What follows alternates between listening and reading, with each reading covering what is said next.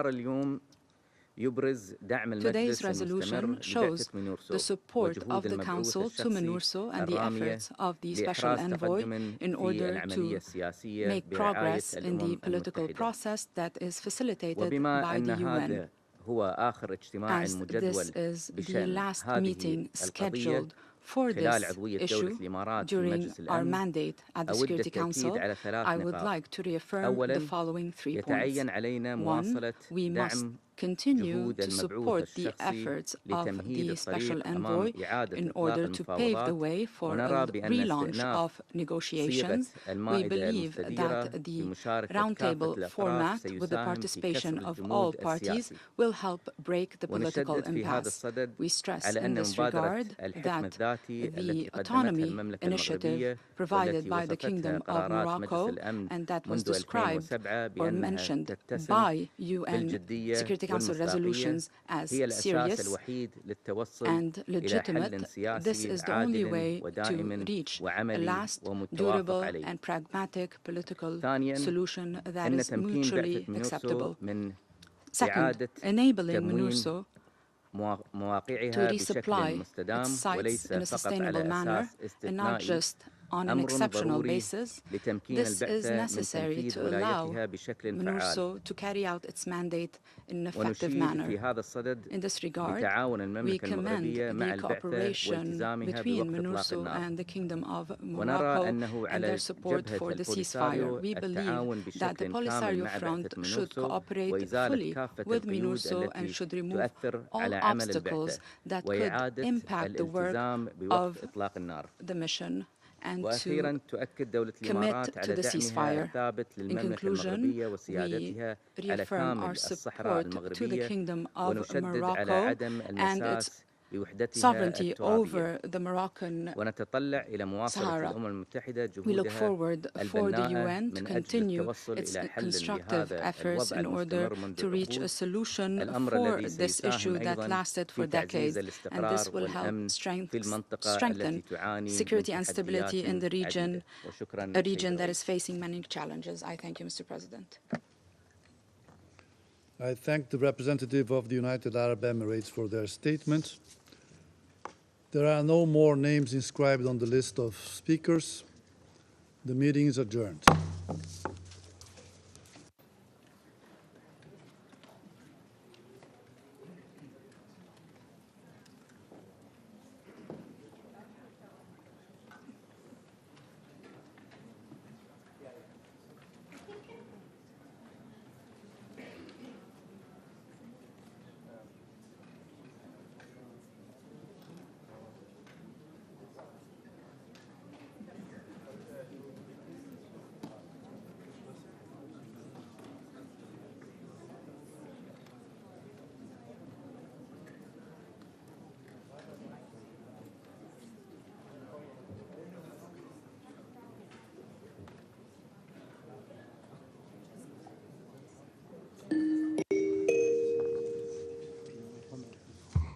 The 9,461st meeting of the Security Council is called to order.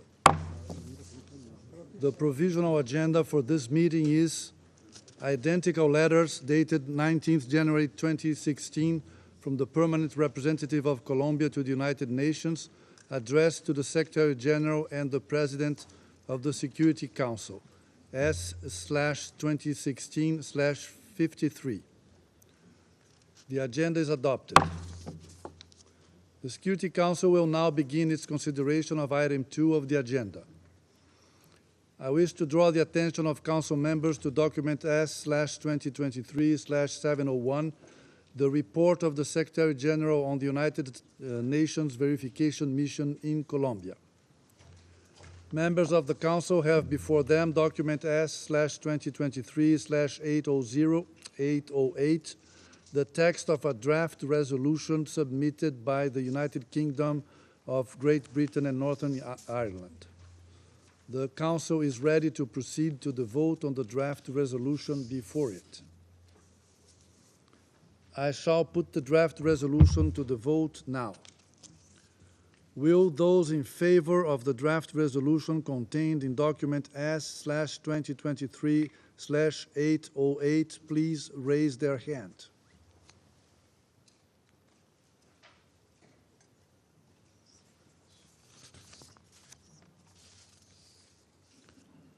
The draft resolution has been adopted unanimously as Resolution 2704, 2023.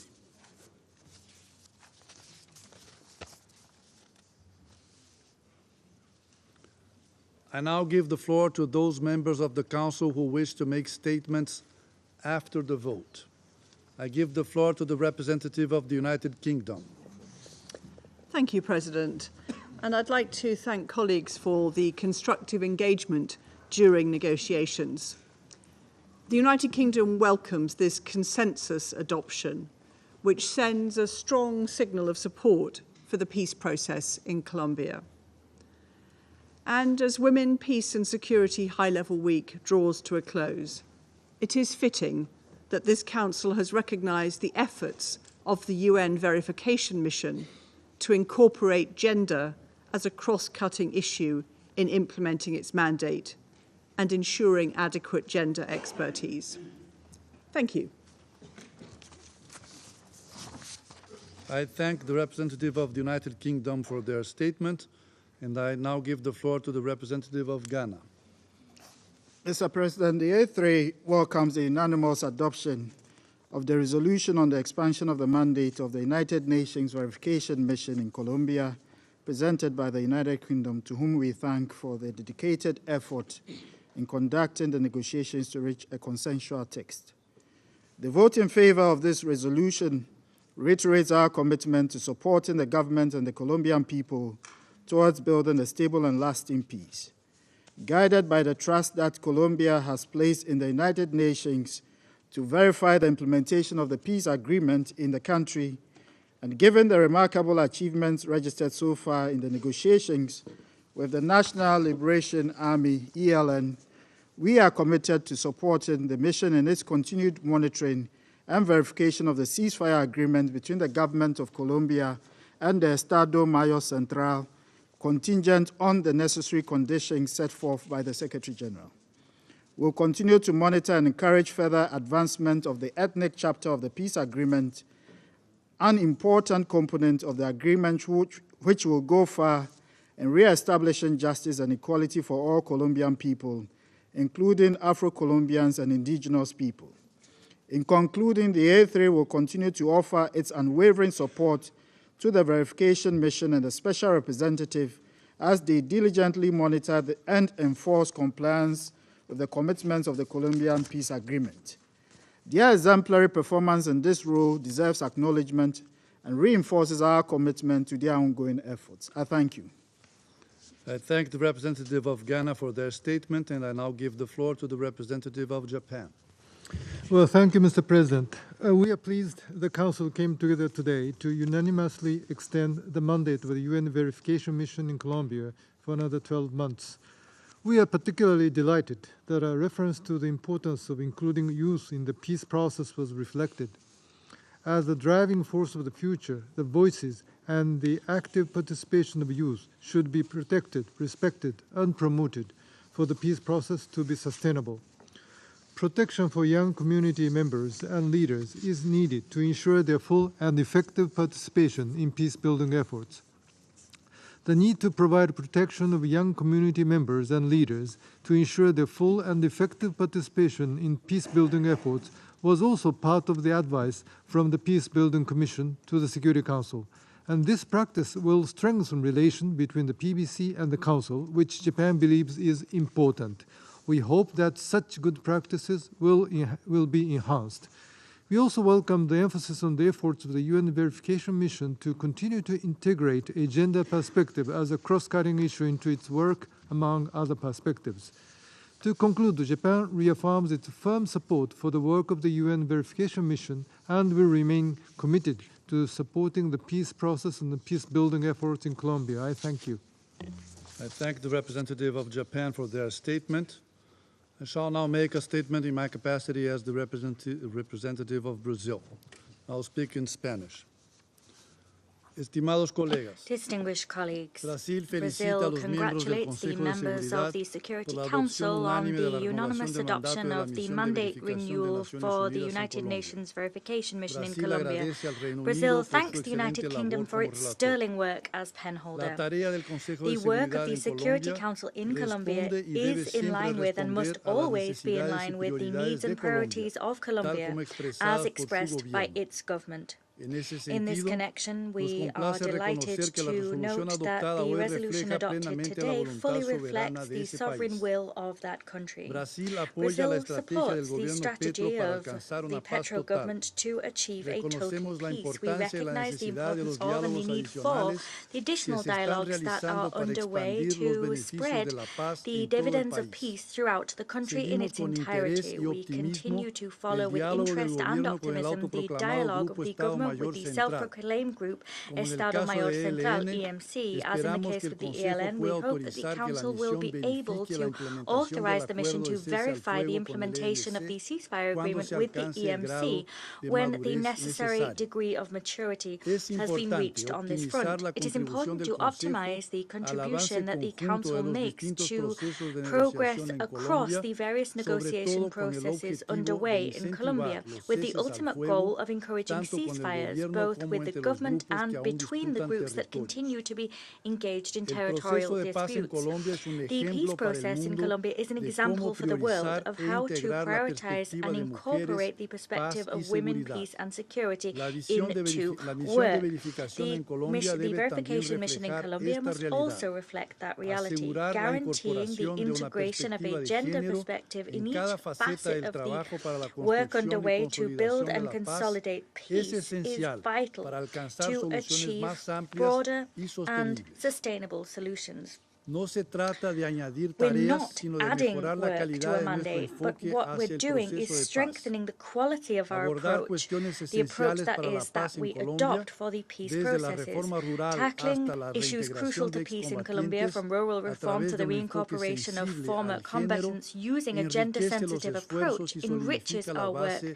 para and una paz strengthens the duradera en ese foundations país. for a lasting peace in the country. Felicitamos una vez Once más again, al we pueblo y al gobierno de congratulate the Colombia people por sus and government for persistentes Colombia esfuerzos on their para tireless buscar, efforts to seek, alcanzar y achieve, consolidar la and paz consolidate total en todo total su peace territorio. across its La territory. paz es el único Peace is camino the only posible path para possible asegurar la to guarantee prosperidad the y la prosperity ciudadanía de and the todos los peaceful colombianos. civic coexistence of La all renovación Colombia's del people. mandato de The la misión de renewal verificación of the por el Consejo de verification Seguridad mission's mandate es by una the Security invaluable Council contribución para is an el éxito invaluable definitivo contribution en to este the complejo lasting pero success of this imperioso vital but camino que crucial recorre journey Colombia. that Colombia has embarked upon. I thank you.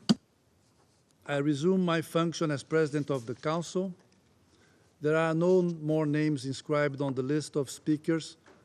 The meeting is adjourned.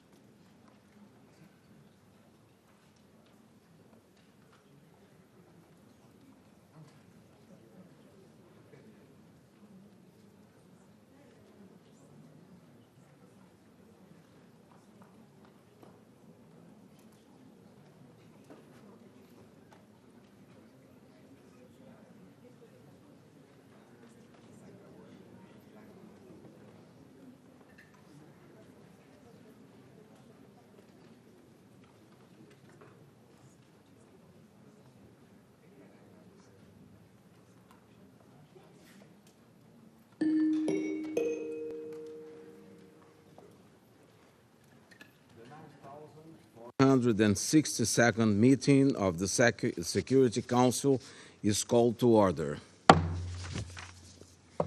The provisional agenda for this meeting is the situation in the Middle East, including the Palestinian question. The agenda is adopted. In accordance with Rule 37 of the Council's Provisional Rules of Procedure, I invite the representatives of Israel and Jordan to participate in this meeting. It's so decided.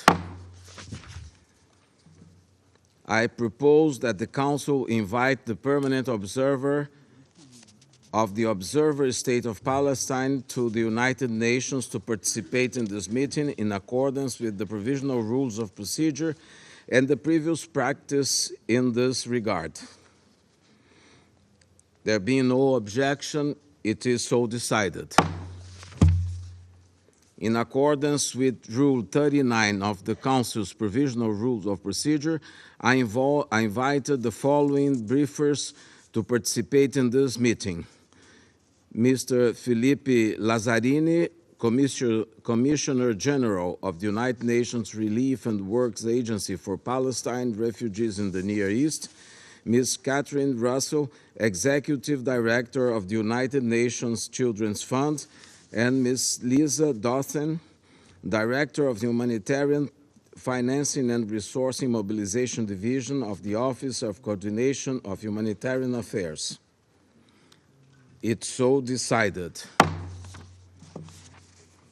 The Security Council will now begin its consideration of item 2 of the agenda. I now give the floor to Mr. Philippe Lazzarini. Mr. President, member of the Council, the last 3 weeks have been horrific. Almost everyone in Israel, the occupied Palestinian territory, and the broader region is in mourning. The horrific attacks by Hamas in Israel on October 7 were shocking. The relentless bombardment by the Israeli forces of the Gaza Strip are shocking. The level of destruction is unprecedented. The human tragedy unfolding under our watch is unbearable. 1 million people, half the population of Gaza, were pushed from the north of the Gaza Strip towards the south in 3 weeks. The south, however, has not been spared from bombardment, with significant number killed. I have said many times, and I will say it again, no place is safe in Gaza. Now, civilians remaining in the north are receiving evacuation notices from the Israeli forces, urging them south to receive scarce humanitarian assistance. But many, including pregnant women, people with disabilities, the sick and the wounded, are unable to move. What happened and continues to happen is forced displacement. Over 670,000 displaced people are now in overcrowded UNRWA schools and buildings.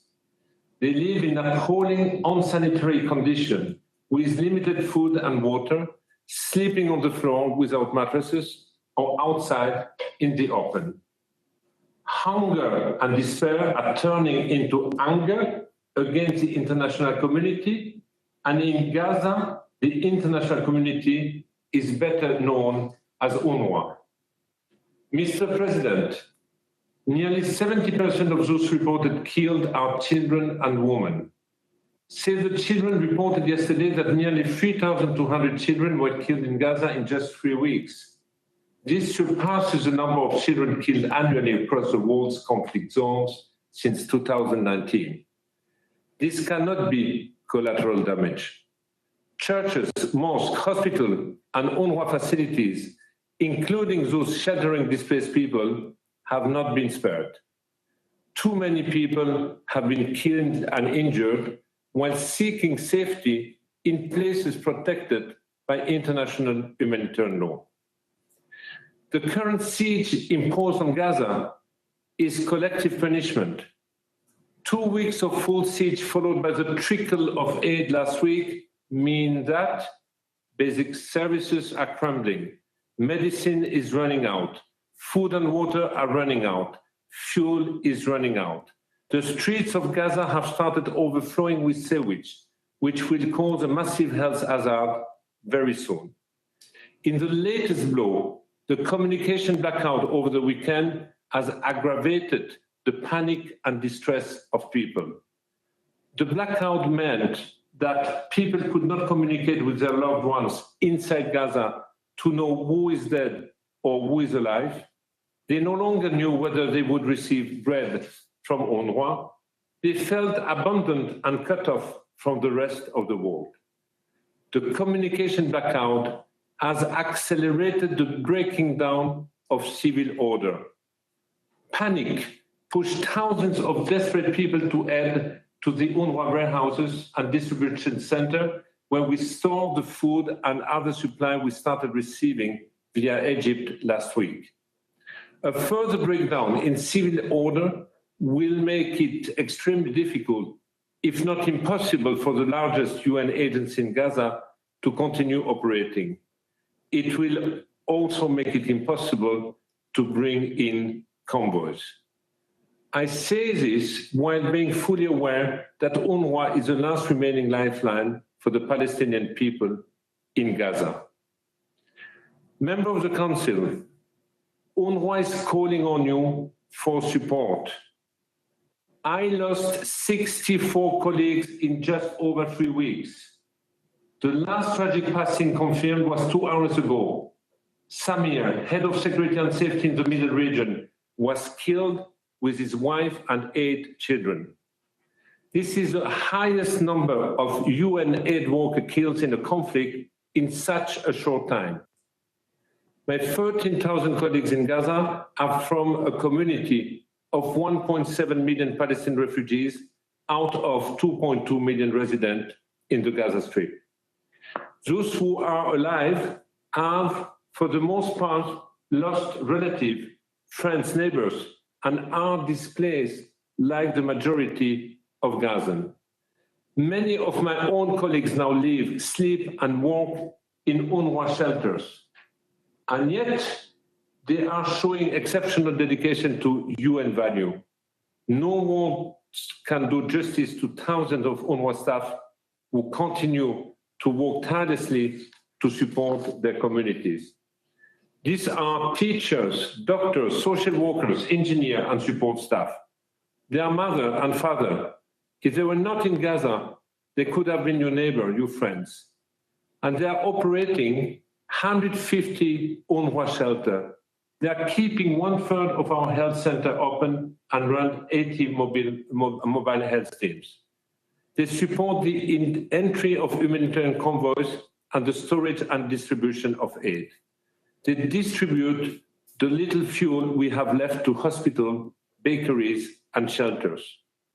My UNRWA colleagues are the only glimmer of hope for the entire Gaza Strip, a ray of light as humanity sinks into its darkest hour. But they are running out of fuel, out of water, out of food and medicine, and will soon be unable to operate. Let me be clear, the handful of convoys being allowed through Rafah is nothing compared to the needs of over 2 million people trapped in Gaza. The system in place to allow aid into Gaza is geared to fail unless there is political will to make the flow of supplies meaningful, matching the unprecedented humanitarian needs. Mr. President, Gaza has over 2 million people, half of them children. Gazans are vibrant, educated people who aspire to have normal lives, families, children, education, and dreams of a better future. Today, Gazans feel that they are not treated as other civilians. Most of them feel trapped in a war they have nothing to do with. They feel the world is equating all of them to Hamas. This is dangerous, and we know this too well from previous conflicts and crises. An entire population is being dehumanized. The atrocities of Hamas do not absolve the state of Israel from its obligation under international humanitarian law. Every war has rules, and this one is no exception. Hannah Arendt said, "The death of human empathy is one of the first and most revealing signs of a culture that is about to fall into barbarity. More than ever, Gazans deserve our empathy. Its absence will deepen the polarization in the region and further push away any prospect of peace." Mr. President, while a lot of the focus is on Gaza, I wish to reiterate that another crisis is unfolding in the West Bank, including East Jerusalem. The United Nations has been sounding the alarm for months on the increased violence. Palestinian fatalities this year are the highest since the UN started to keep record in 2005. At least 115 Palestinians have been killed since October 7, including 33 children. The movement restrictions imposed across the West Bank are impacting our services, including schools and health centers.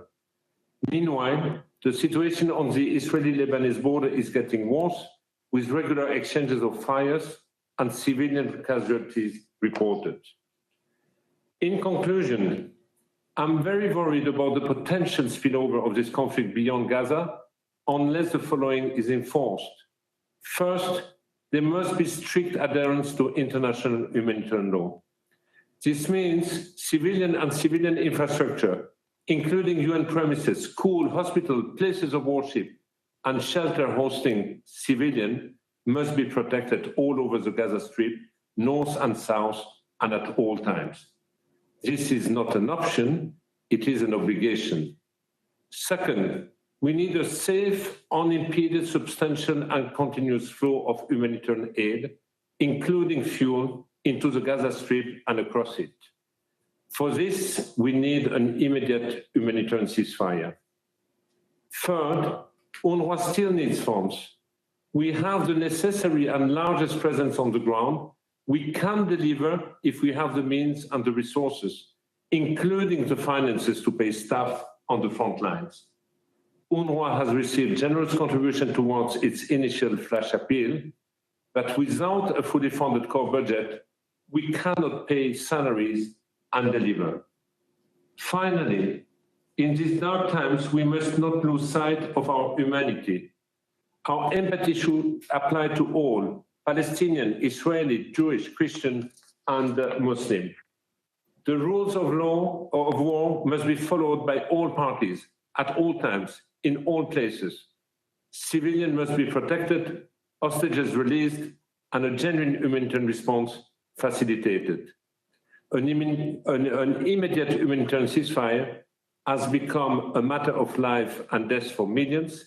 The present and future of Palestinian and Israeli depend on it. I urge all member states to change the trajectory of this crisis and work towards a genuine political solution before it's too late. Thank you. I thank Mr. Lazzarini for his briefing. I now give the floor to Ms. Catherine Russell. Thank you to Ambassador Nusseibeh and Ambassador Franca Danesi for convening this meeting, and to members of the Security Council for this opportunity to speak about the humanitarian situation in the state of Palestine and Israel.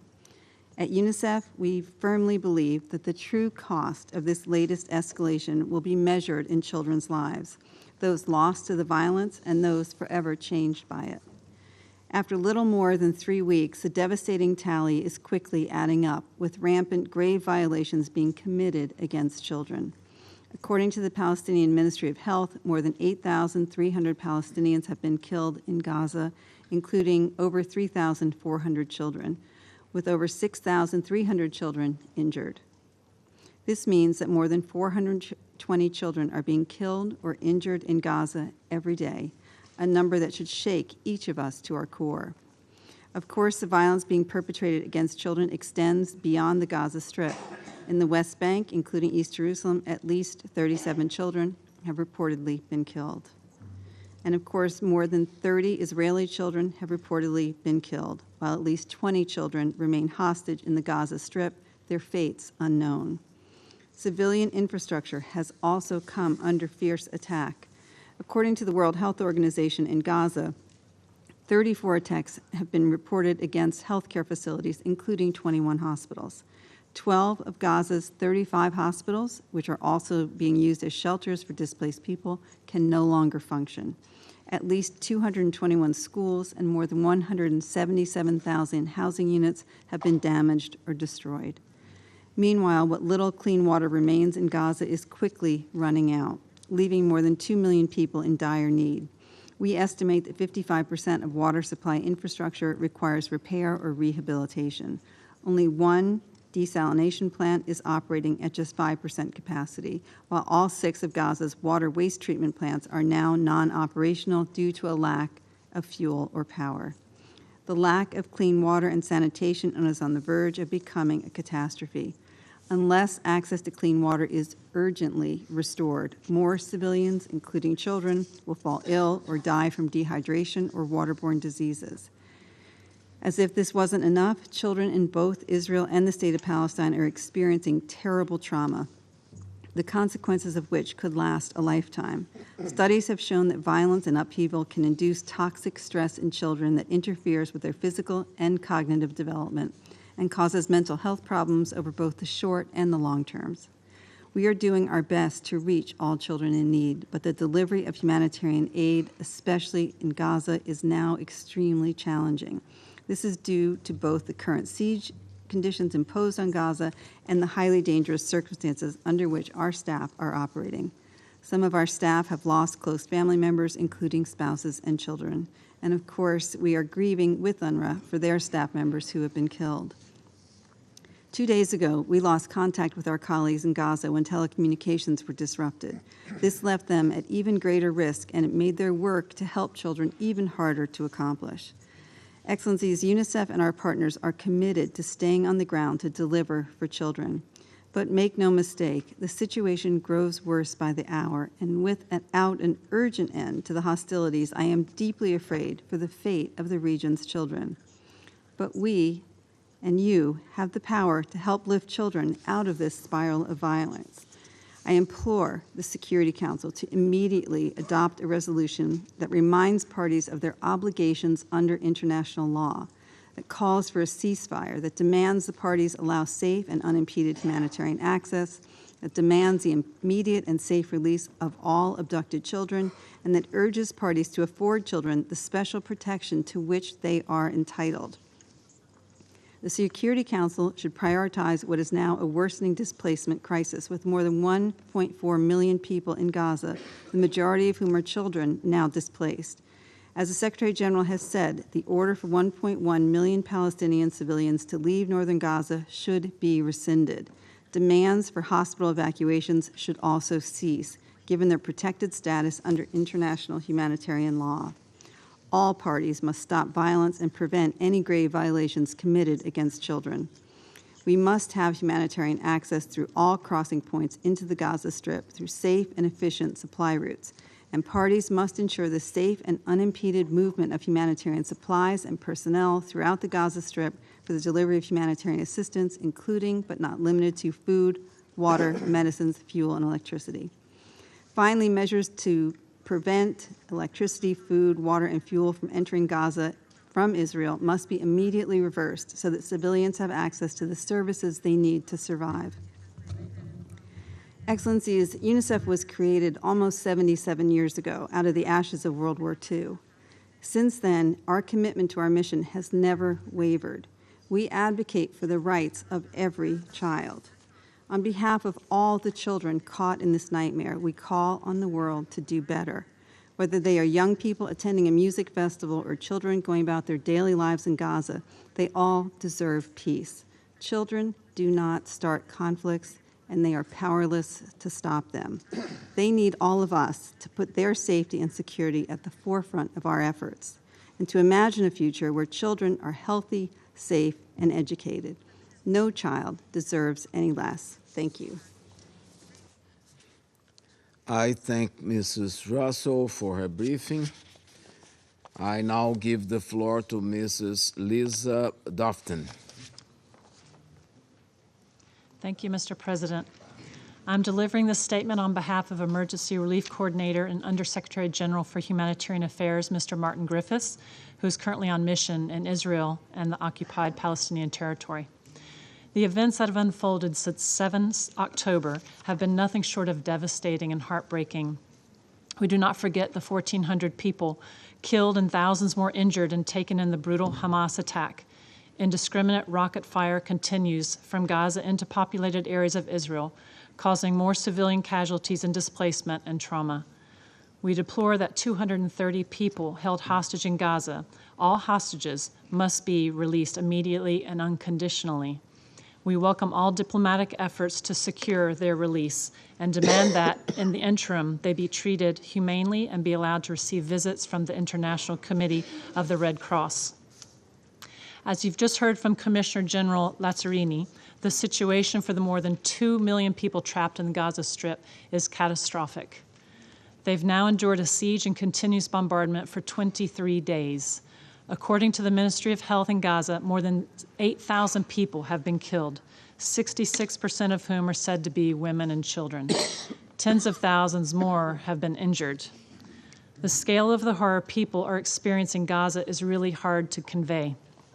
People are becoming increasingly desperate as they search for food, water, and shelter amid the relentless bombing campaign that's wiping out whole families and entire neighborhoods.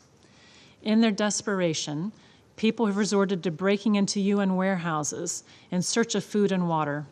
Dehydration is an increasing concern, as is the possibility of the spread of disease and other health concerns due to unsafe water and breakdown in sewage treatment services. More than 1.4 million people are internally displaced in Gaza, and hundreds of thousands of children, women, and men are crammed into overcrowded shelters and hospitals. Many of these people have moved south in search of safety. But the reality is that nowhere is safe, and we simply don't have enough essential supplies to provide for the survival of internally displaced people at this scale. As we heard from Executive Director Russell, the healthcare system is in tatters. Patients lie on the floors and in corridors. Surgeons are operating without anesthesia. Out of an estimated 50,000 pregnant women, 5,500 are due to deliver within the next 30 days. For the 1,000 patients dependent on dialysis and the 130 premature babies in incubators, life hangs by a thread as hospital backup generators run on fumes. Some 9,000 cancer patients are not receiving adequate care. We're deeply concerned by allegations of military installations in the close vicinity of hospitals and the request by Israeli authorities for hospitals, including Al-Quds and Shifa, to be evacuated. There's nowhere safe for these patients to go. And for those on life support and babies in incubators, moving would almost certainly be a death sentence. Mr. President, the provision of humanitarian relief is extremely complex and challenging due to the bombardment, the destruction of infrastructure, and as we've said repeatedly, the lack of fuel. We mourn the loss of 64 UNRWA colleagues and other humanitarian staff who've been tragically killed, and we extend our deepest condolences to the families and colleagues.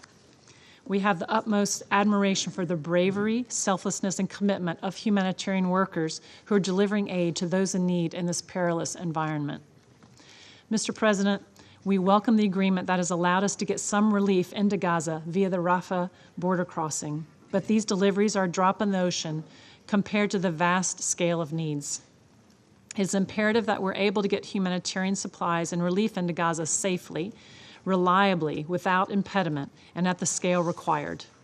In particular, urgent for us to replenish fuel supplies, which are vital for powering most essential services, including hospitals and water desalination plants, and to transport humanitarian relief inside Gaza. And more than one entry point into Gaza is indispensable if we are to make a difference. Karim Shalom between Israel and Gaza is the only crossing equipped to rapidly process a sufficiently large number of trucks. Meanwhile, in the West Bank, scores of civilians have been killed and incidents of settler violence have increased, causing hundreds of civilians to be displaced. Likewise, the violence and closure of checkpoints has impeded access to essential services and food distribution.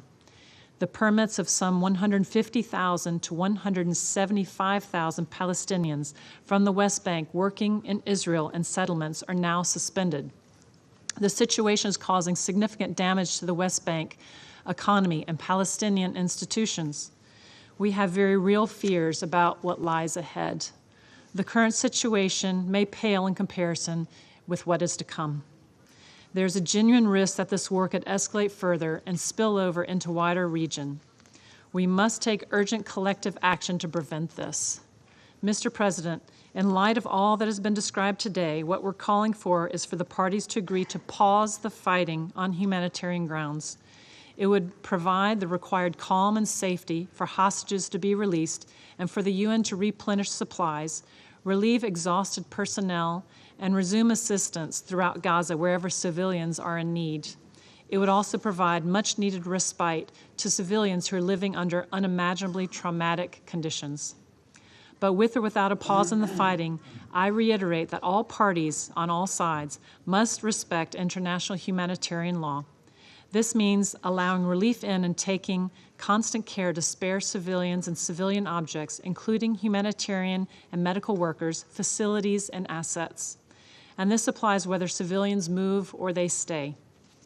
We are relying on the responsibility of every member state here and across the UN to use all of their influence to ensure that the rules of war are respected and that as far as is possible, civilians are spared further suffering. Thank you, Mr. President.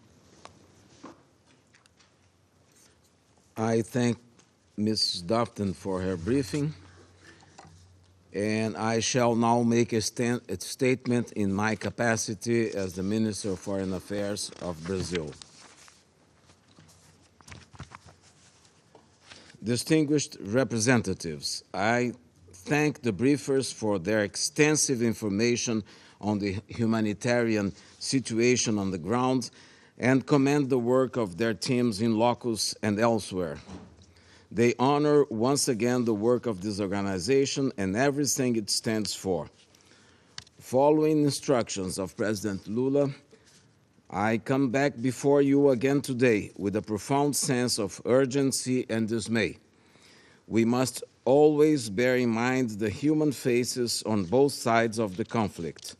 Therefore, I extend Brazil's deepest condolences to the families and friends of all civilians, including the brave and dedicated United Nations personnel who have lost their lives in the ongoing crisis stemming from the protracted conflict in Israel and Palestine, tragically reignited by the terrorist actions by Hamas against Israel on October 7th.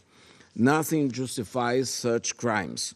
All hostages must be immediately and unconditionally released, and access to them by the Red Cross must be immediately granted. At the same time, the current situation in Gaza is deeply appalling and indefensible by any humane standard and under international humanitarian law. An alarming humanitarian catastrophe is unfolding before our eyes, with thousands of civilians, including an overwhelming and intolerable number of children, being punished by crimes they have not committed. In 3 weeks, we have watched this conflict claim the lives of more than 8,000 civilians, of whom more than 3,000 are children. Since the last time I spoke in this council, just last week, the count of children deaths increased by 1,000. Meanwhile, the Security Council holds meetings and hears speeches without being able to take a fundamental decision to end the human suffering on the ground. As thousands in Israel and Palestine mourn their loved ones, as Israelis agonize over the fate of hostages, as Gazans suffer under relentless military operations that are killing civilians, including an intolerable number of children, we have the means to get something done, and yet we repeatedly and shamefully fail. Since October 7th, we have met several times and considered 4 draft resolutions. However, we remain at impasse due to internal disagreements, particularly among some permanent members, and thanks to the persistent use of the Council to achieve self-oriented purpose instead of putting the protection of civilians above all. The grave and unprecedented human crisis before us require that sterile rivalries be relinquished, that the Council is not able to discharge its responsibility of safeguarding international peace and security due to old antagonism is morally unacceptable. Let us not fool ourselves. The eyes of the world are staring at us and will not move away from our distressing inability to act. They all see that our incapacity to unite in response to the human crisis facing us today questions the very raison d'etre of this Council. Someone has even written that, in addition to civilians, this body lies beneath the rubble in Gaza. The difference is that we are our own saviors. We just need to do what is right, to spare innocent lives from the scourge of wars. There may still be time to rescue the Council and sustain the hope that many of us still have in our capacity to be true to our mandate under the Charter. It is possible only if it's enough political will, if there is enough political will to compromise and to be minimally balanced and inclusive in our diagnosis and way forward. Failure to do so, yet another failure, will add an increasingly higher cost in human lives above all, but also to multilateralism in general, to the United States and to this Council in particular. Last week, hope for consensus seemed to emerge, echoing the Secretary General's call for a humanitarian ceasefire as the 10th emergency special session of the General Assembly passed a resolution that called for humanitarian truce leading to a cessation of hostilities. A light at the end of the tunnel seemed to appear also when the Secretary General, who had personally been in the region to assess the situation on the ground, announced the opening of the Rafah border crossing for some initial aid deliveries, and some hostages were released. The United Nations, through its Secretariat, under the leadership of the UN Secretary General Antonio Guterres, UNRWA and other bodies and agencies, has been working tirelessly to address the human crisis facing us. It rests on the Security Council the responsibility to follow through. The price of inaction is unacceptably high. The growing urgency for the families of the hostages and the unbearable pain for the civilian population in Gaza cannot be understated. The positive first step taken by the UN bodies and agencies do not go far enough, as the escalation of the conflict makes the situation more dire by the hour. The relevance of a resolution of the Security Council lies on the need for sustained humanitarian aid and for granting safe working conditions for those involved in rescuing hostages and providing humanitarian work. The cessation of hostilities is therefore to the benefit of the civilian population on both sides. All the risk of reinstating the obvious, I want to put it bluntly. Hostages and humanitarian aid under shells.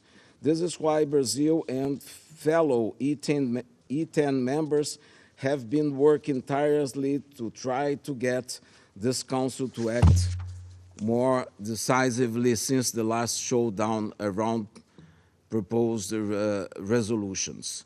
In Brazil's view, the main goals are clear: the immediate and unconditional release of all hostages and the end of violence through whatever modalities can be agreed without further delay, so that rapid, safe, unhindered, and sufficient humanitarian aid can be delivered to the strained people of Gaza.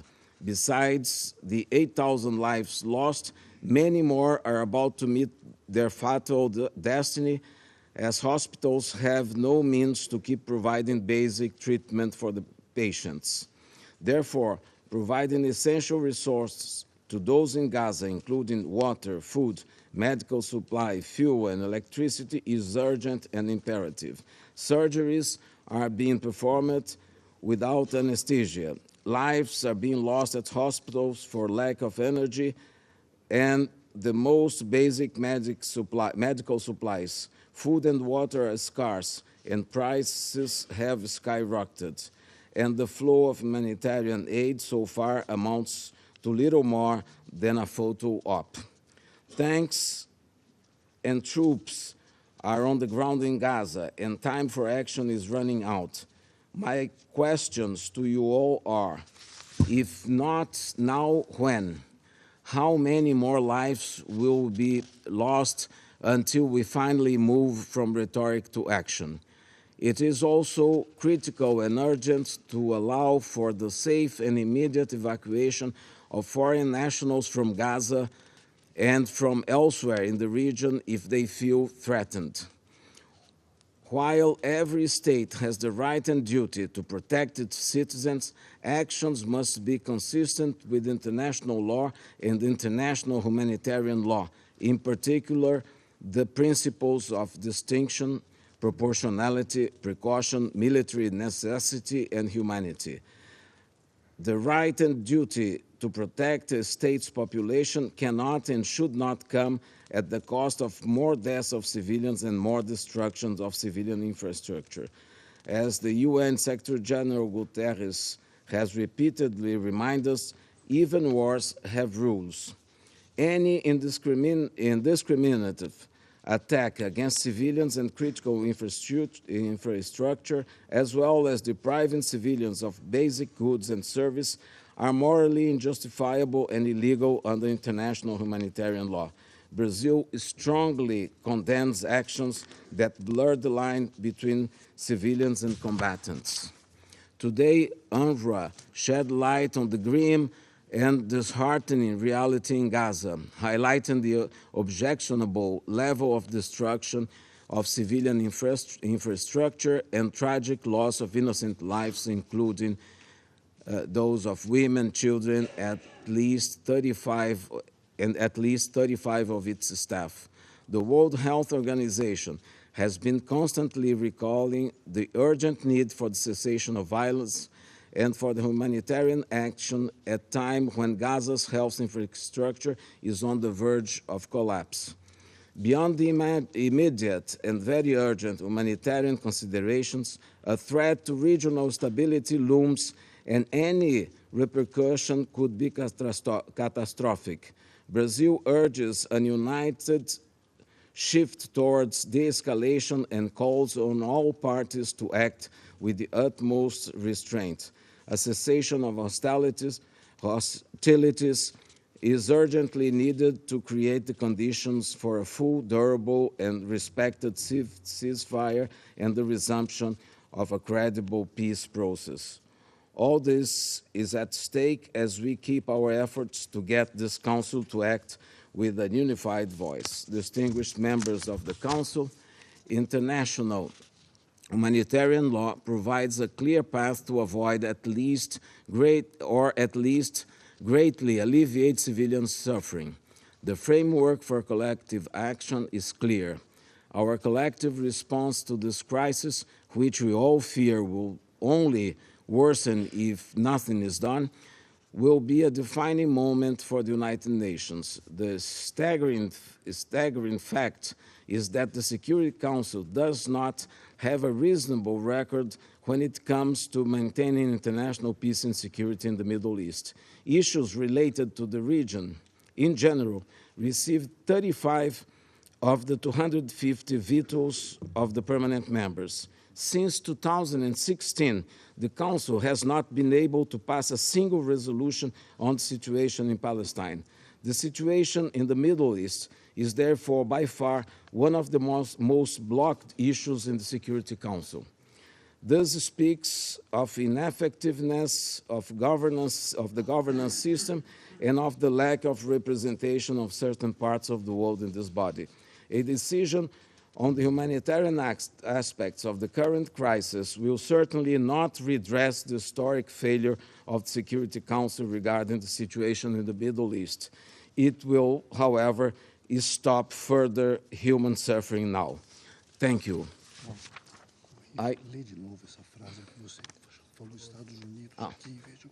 Sorry.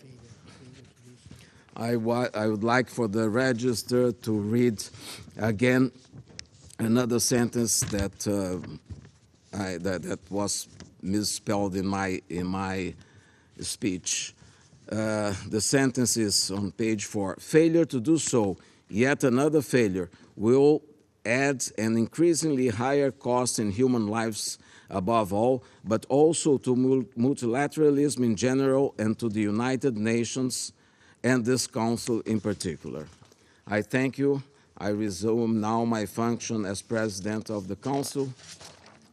I now give the floor to the permanent representative of the United Arab Emirates. Mr. President, thank you for your presence here with us in New York today and for the special dedication that Brazil has given to peace in our region. I also pay special tribute to our briefers today and to their team's dedicated work in the most unimaginable circumstances on the ground in the Gaza Strip. Commissioner General Lazzarini, I was very shaken by your recent words to your staff over the weekend in which you said, "I am constantly hoping that this hell on earth will soon come to an end." I want to extend the UAE's deep condolences for the 64 UNRWA workers killed in this war. They paid the ultimate sacrifice for the life-saving work the United Nations does every day around the world, and we have failed to protect them. Last Friday, 121 countries, representing an overwhelming majority of the world, issued an unambiguous call for an immediate, durable, and sustained humanitarian truce in Gaza. They stood up for the humanitarian imperative, for human rights, for international law, and most importantly, for the self-evident truth that Palestinian life is precious, equal, and deserving of the full protection of the law. We have heard many say that the 2.2 million Palestinians in Gaza are not Hamas, that this is not a war against them. And while these are welcome words, it is time that action reflected them. The more than 8,000 people that have been killed in Gaza, and as we've heard today, 70% of whom were women and children, were surely not all Hamas. Nearly 1,000 children are missing and may be trapped or dead under the rubble. They are not Hamas. Will we help them? The number of Palestinian children killed in just 3 weeks of Israel's bombardment of Gaza exceeds the total number of children killed in conflicts worldwide in each of the last 4 years. As Ms. Russell has so eloquently said, that should stain our moral conscience if nothing else does. Children do deserve our special protection and are entitled to it today. If we lean on the General Assembly's moral authority in other settings, we must also respect it in this one. Indeed, members of this Council have repeatedly expressed their concerns about the fraying of the international order. This Council, ignoring the expressed will of the majority of the world, may be what breaks it. Colleagues, we need a ceasefire now. As Foreign Minister Vieira said, we need to ensure that safe, sustained, and at-scale humanitarian aid reaches Gaza now, and that access to electricity, clean water, and fuel is restored now. The shutdown of cellular and internet services over the weekend as part of the offensive meant that wounded civilians were searching for help in the dark. As we have heard today, there have been over 76 attacks on healthcare, including 20 hospitals and clinics damaged or destroyed.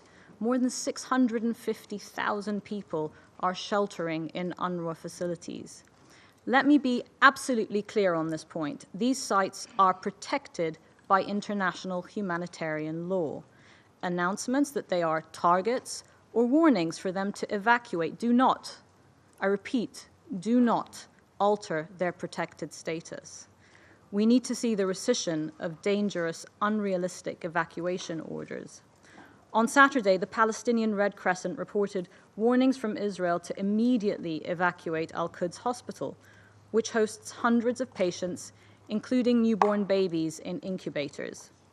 Around 12,000 civilians are also seeking refuge there right now as we sit here in this chamber in New York, speaking to each other again and again and debating the language of our humanitarian resolution and response. An evacuation order in these conditions is cruel, it is reckless, and so is our delay as a Security Council. Mr. President, all of Gaza's civilian population is at risk by the escalating hostilities, as are the Israeli and international hostages taken by Hamas, wrongly taken by Hamas. While our eyes have been trained on Gaza, the occupied West Bank has not been spared from violence either. Israeli settlers are escalating their attacks against Palestinian civilians and forcing their displacement. These attacks must be prevented by the State of Israel. Across the region, there have been several credible warnings of a wider escalation. The drums of war are beating. Colleagues, taking these warnings seriously begins with stopping this war in Gaza. We do not serve Israel's security by enabling it to go on. We cannot reverse the heinous October 7th attacks by condoning this war in which civilians are paying the price. Ignoring what could happen day after day will have devastating consequences, not only for Israelis and Palestinians, but for the prospects of peace and stability in our region. Mr. President, as we work on responding to the General Assembly's clear call on this body to live up to its responsibilities under the UN Charter, we should also keep in mind, always, the dying words of the dead so that their memories are a blessing to us. I'd like to speak today of an Arab poet, Heba Abu Neda, a Palestinian woman killed in Khan Yunis several days ago. My friend's circle diminishes, turning into little coffins scattered everywhere. As missiles launch, I can't grasp the fleeting moments with my friends. These aren't just names, they are reflections of us with a unique face and identity. Colleagues, we may have failed the dead, but we must channel our sorrow into saving the living. The time to reverse course is running out. What we and 121 countries are advocating for may be the harder road, but history warns us of the consequences of not taking it. Thank you. I thank the permanent representative of the United Arab Emirates, and I now give the floor to the permanent representative of China. Thank you, Mr. President. Mr. President, first of all, I would like to thank Brazil for organizing today's meeting upon the request of UAE and China. I thank Commissioner General Lazzarini, Executive Director Russell, and Ms. Dalton for their briefings. Your briefings underscored once again the gravity of the situation in Gaza and the urgency for the Council to act. Last Friday, the 10th Emergency Special Session of the General Assembly adopted by an overwhelming majority a resolution calling for an immediate and durable humanitarian pause, leading to a cessation of hostilities. This reflected the widespread call on the part of the international community. Regrettably and unacceptably, however, Israel, turning a deaf ear to the common concerns of the international community, has chosen to further escalate its military operations in Gaza and formally declared the launch of a ground assault. Secretary General Guterres has warned that the population in Gaza is facing a disaster of an avalanche proportion. Having one of the highest population density in the world, Gaza is a land that has been under blockade for 16 long years. The 2.3 million innocent people are living in utter fear amidst the indiscriminate bombardment and have been cut off from water, electricity, food, and fuel for 21 days. Just this past weekend, they experienced a communication blackout that lasted for nearly 36 hours. If left unchecked, the situation will spiral further out of control, and an even greater humanitarian catastrophe will be inevitable. We express our deep sympathy to the people in Gaza who are struggling on the brink of life and death, and we are equally, if not more, deeply worried about the Middle East peace process, which is on the brink of collapse. China solemnly calls on the parties to the conflict to cease all hostilities, disengage immediately, set in place a humanitarian truce, and make every effort to prevent the situation from escalating further. China solemnly called on Israel as the occupying power to fulfill its obligations under the international humanitarian law, lift its siege over Gaza, immediately rescind its evacuation order, and expeditiously restore the supply of basic necessities so as to prevent an even larger humanitarian disaster. China solemnly calls for intensified diplomatic efforts to facilitate the release of the hostages without delay and to work on this basis to seek to open up space for dialogue so as to return to the track of a political settlement. China solemnly calls on all China solemnly calls on the power that has a special power on the parties concerned to put aside their own self-interests and geopolitical considerations and make every effort to stop the war and restore peace. Mr. President, the decades-long history of the Palestinian-Israel issue has taught us that military means are not the solution. Absolute security cannot be achieved by imposing collective punishment on civilians, and responding to violence with violence will only exacerbate hatred and confrontation. We call on the parties to the conflict to abandon their blind faith in the use of force and commit themselves to breaking the cycle of violence and achieving common security. There is no firewall in Gaza. It is a dangerous myth to think that a contained war is possible there. Allowing the fighting in Gaza to continue could very well turn it into a military catastrophe that will engulf the entire region. The situation in the West Bank and along the Lebanese-Israeli border has already sounded the alarm. We call on all parties concerned about the spillover of the conflict to devote their efforts towards promoting a ceasefire in Gaza. As long as the war rages, more violations of international humanitarian law are bound to happen. Without a comprehensive ceasefire, humanitarian assistance, no matter how much there is, will only be a drop in the ocean. What the people of Gaza need now is more than just a reiteration by the Council of the importance of international humanitarian law and the repetition of unfulfilled promises of protection. What they need is concrete actions to restore peace, uphold the law, the rule of law, and save lives. The Council has so far held several meetings on the situation of Palestine and Israel, and it cannot be said that there was no consensus at all. The resolution just adopted by the General Assembly has also pointed the Council in the right direction. In the face of the current critical situation, China once again solemnly calls on the Council to strengthen unity, build consensus, and take responsible and meaningful action as soon as possible. We believe that so long as we focus on the most pressing issues on hand, such as a ceasefire and an end to the fighting, the protection of civilians, and the prevention of a larger humanitarian disaster, it is possible for the members of this Council to reach a consensus, and indeed, this is what we should do. At this juncture, silence means acquiesce, and inaction is tantamount to a green light. The eyes of the world are upon us, and history will record our choice. Thank you, Mr. President. I thank the permanent representative of China for his statement, and I now give the floor to the permanent representative of the United States. Thank you, Mr. President. Commissioner General Lazzarini, Executive Director Russell, and Director Doon, I want to express my heartfelt gratitude to you and your teams for the courageous work done by you under the most difficult circumstances. Humanitarian actors have stepped up, as they always do, to try and save lives in the midst of the humanitarian crisis in Gaza.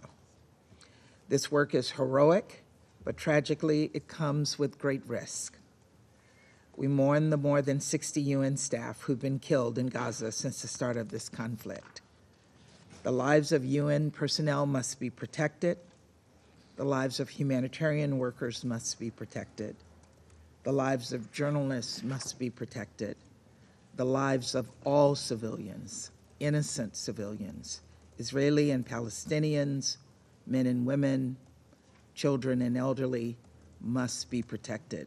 There's no hierarchy when it comes to protecting civilian lives. A civilian is a civilian is a civilian.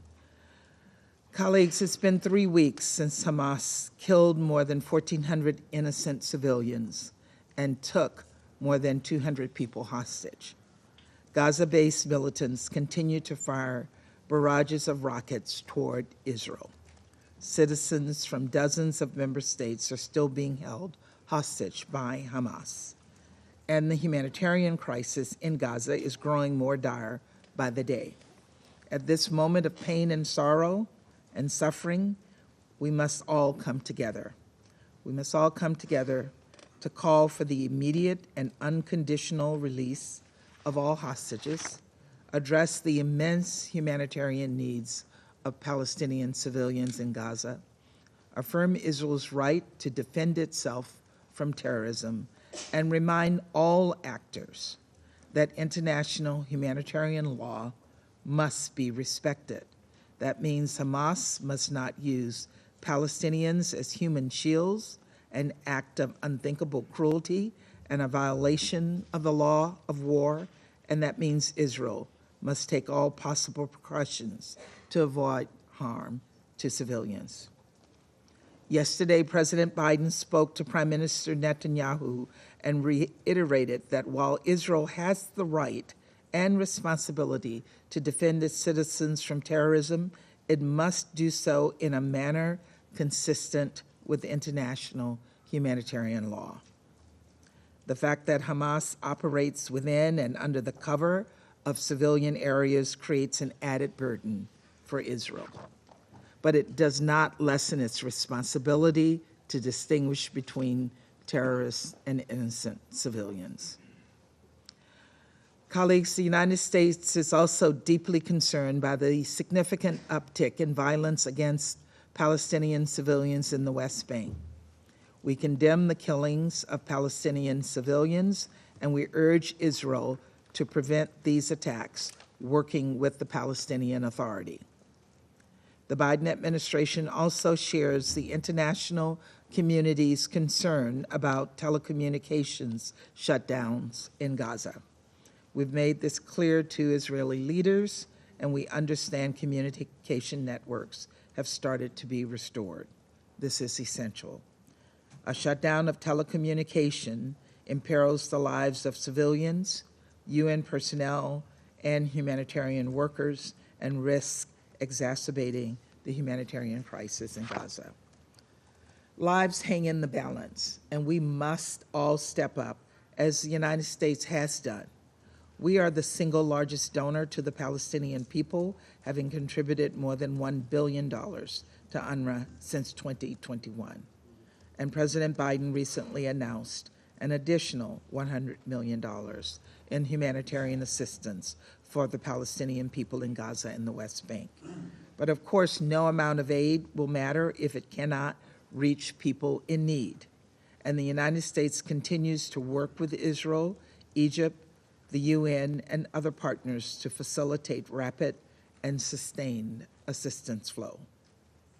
Food, fuel, water, medicine, and other essential services must be restored. And while the number of trucks entering Gaza continues to increase, it is not nearly enough. The amount of humanitarian assistance flowing into Gaza must be scaled up urgently. We must do everything possible to save lives. And President Biden has expressed his support for humanitarian pauses in the fighting to allow hostages to get out, to allow humanitarian aid to reach Gaza and be distributed, and to allow safe passage for civilians, which will help people access humanitarian assistance or move to safer locations. We also continue to urge all member states to work to prevent any spillover of the crisis. Last week, Secretary Blinken asked this council to send a firm, united message to any state or non-state actor that is considering opening up another front against Israel or who may target Israel's partners, including the United States. Don't. This is a matter of international peace and security, and this council must speak out. That is one of the many reasons that last week the United States put forward a strong and balanced Security Council resolution, one that we consulted with all member states on and we worked to forge consensus around. This resolution received the support of the majority of this council, but Russia and China blocked its adoption. Following this veto, action moved to the General Assembly, where member states were asked to vote for a resolution that was grossly one-sided and was missing two key words, Hamas and hostage. These are deliberate omissions that give cover and empower Hamas's brutality. During the emergency special session, we also heard a few member states implicitly endorse Hamas's acts of violence, and I was frankly shocked and appalled. It is outrageous and it must be called out. It is unconscionable that Hamas's actions are not condemned by the General Assembly. Colleagues, as I've said before, the United States will continue to engage with any council member, with any member state that is committed to adopting a strong and balanced resolution. But any council product must support direct diplomacy efforts that can save lives and advance the prospects of a more peaceful and secure future for the region. Even at this difficult moment, we must keep hope alive. We must work toward a brighter future, a future where Israelis and Palestinians have equal measures of security, freedom, justice, opportunity, and dignity, a future where Palestinians realize their legitimate right to self-determination and a state of their own, a future where two democratic states, Israel and Palestine, live side by side in peace. This is not the future Hamas wants to see, but it is the future that we must all work to advance together. Thank you very much, Mr. President. I thank the permanent representative of the United States for her statement, and I now give the floor to the permanent representative of Ecuador.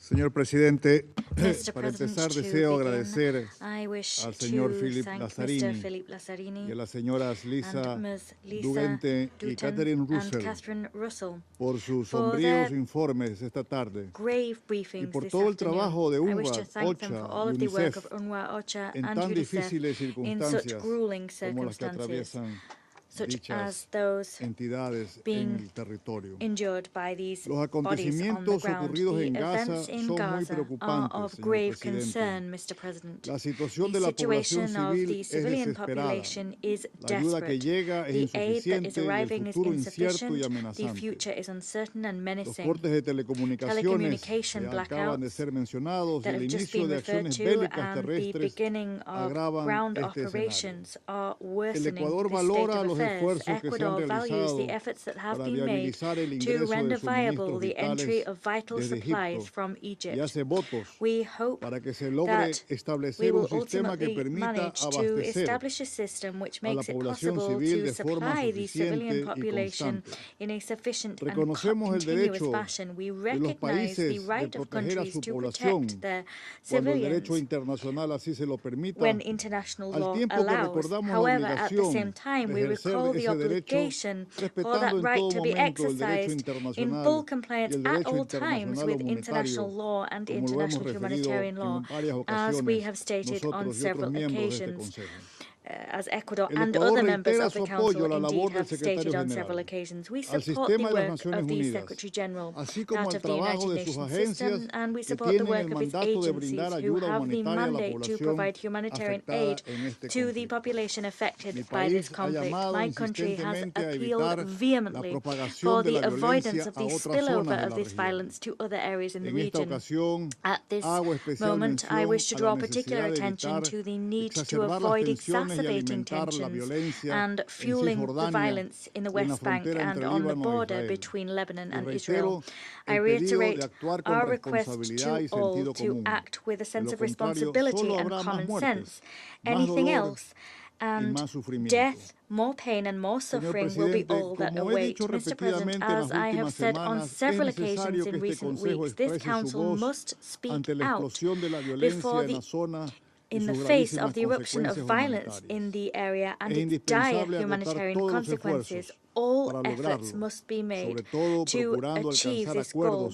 Particularly, we must reach agreements between those who have the power to prevent with their will alone the adoption of a decision which enjoys the majority support of this Council. It is timely to recall here that exercising greater power brings with it greater responsibility. The Council must bear in mind that this organization was born to defend the dignity and worth of the human person, to ensure that reason prevailed in international relations, and to create a better world for all. It is our obligation, Mr. President, to strive so that we can always discharge that mandate.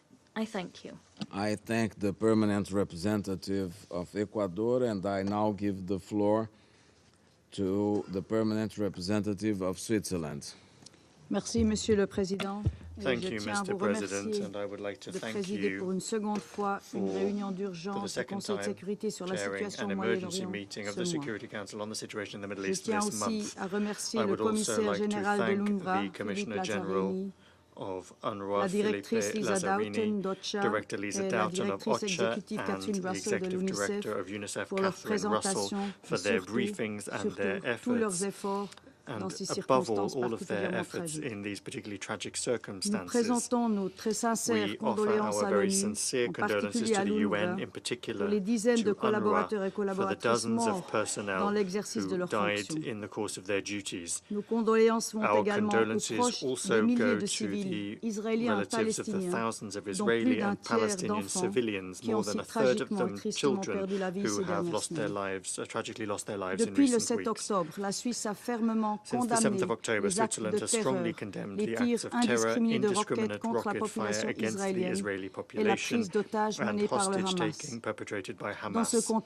In this context, Switzerland expressed its solidarity with the Israeli people. Tous les otages retenus à Gaza hostages held in Gaza must be released immediately and unconditionally. Nous avons reconnu la volonté légitime de défense et de sécurité nationale d'Israël, rappelant que sécurité légitime et nécessité militaire sont prises en compte par le droit international humanitaire qui doit être respecté par toutes les parties au conflit. Nous soulignons une fois encore le caractère obligatoire de toutes ces règles, sans exception. En particulier, les principes de distinction, de proportionnalité et de précaution dans la conduite des hostilités. Il est nécessaire que des enquêtes soient menées sur toutes les violations du droit international afin que leurs auteurs puissent être traduits en justice. Comme elle l'a fait à maintes reprises, la Suisse réitère que l'application du droit international humanitaire et des droits humains, notamment la protection des civils, est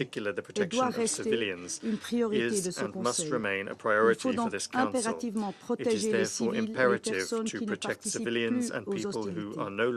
Il faut les protéger des actes de terreur en Israël, il faut les protéger à Gaza et en Cisjordanie où l'augmentation des violences, notamment par les colons, est inquiétante. Particularly by settlers is worrying. We must exert our influence on the parties to the conflict to ensure that international humanitarian law is respected, to halt the current spiral of violence and prevent it from spreading throughout the region. As we have heard, in Gaza, the entire population, almost half of whom are children, is now under siege entirely.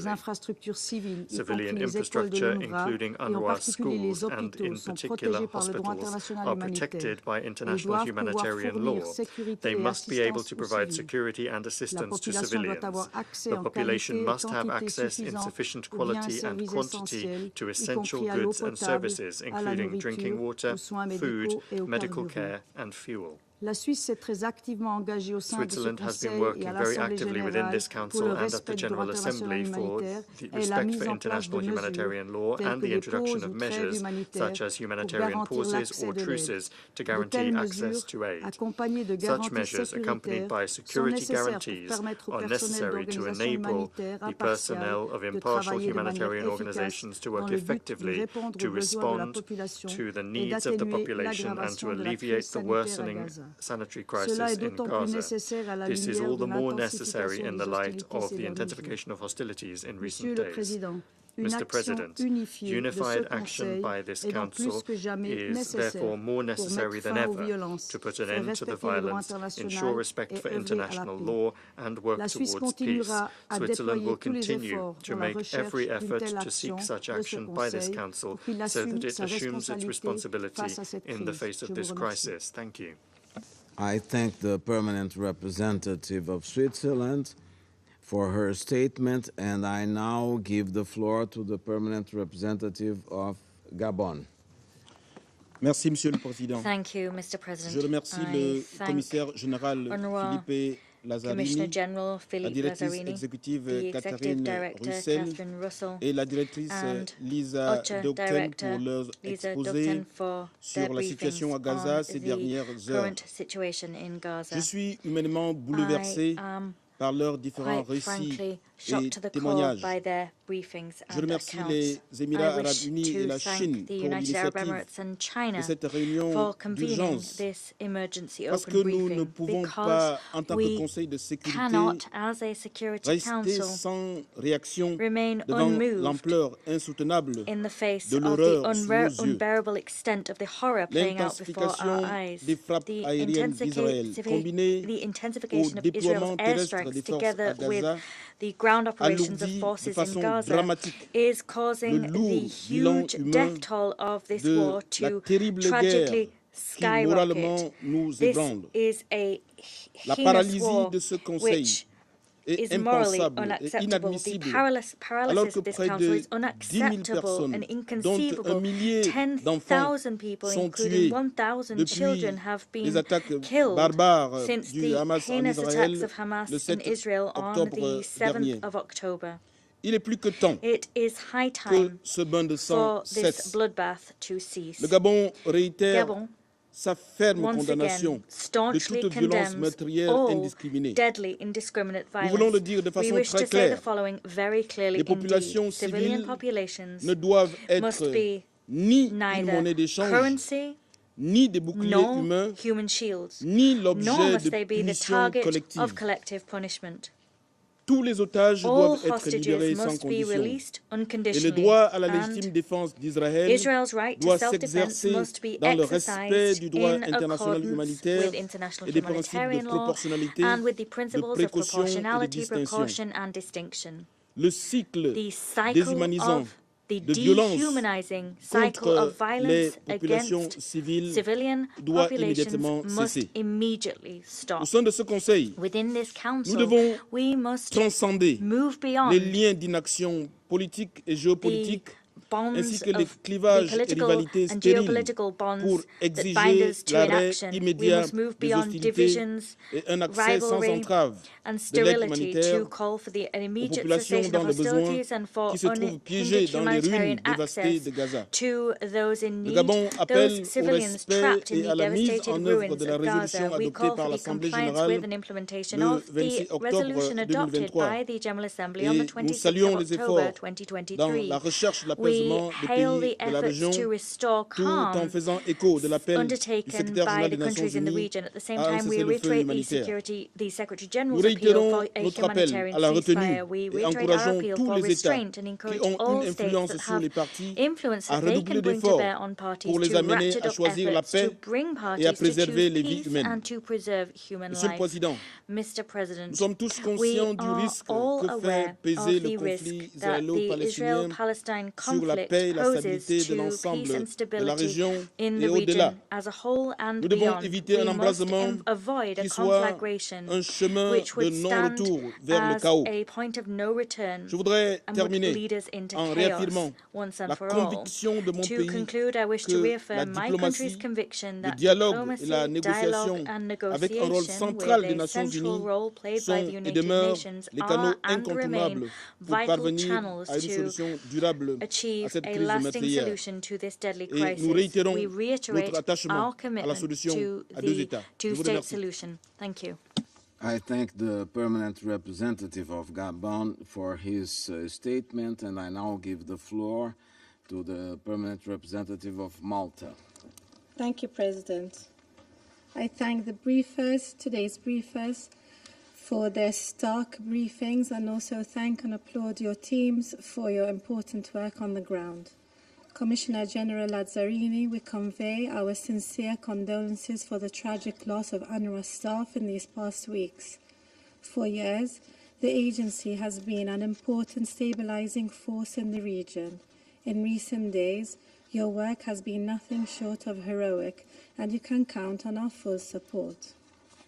President, Malta is gravely concerned by the desperate situation in Gaza. Such military operations will undoubtedly have a devastating impact on the more than 2 million civilians trapped in the enclave. Let us not forget that these civilians were already perilously vulnerable and living in dire conditions. During these last days, thousands broke into UNRWA warehouses and distribution centers, taking wheat, flour, and other basic items. This illustrates how desperate the situation on the ground is, and is a worrying sign that civil order is starting to break down. In parallel, Hamas continues rocket barrage into Israeli territory, with some reaching Tel Aviv. This is completely unacceptable. We unequivocally reject and condemn these barbaric attacks, including the 7th October attack and the taking of hostages. These are heinous acts of terrorism.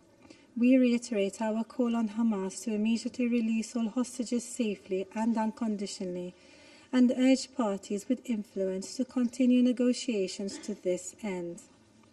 Malta condemns all violence against civilians. All parties to the conflict are obligated to abide by international law, including international humanitarian and human rights law.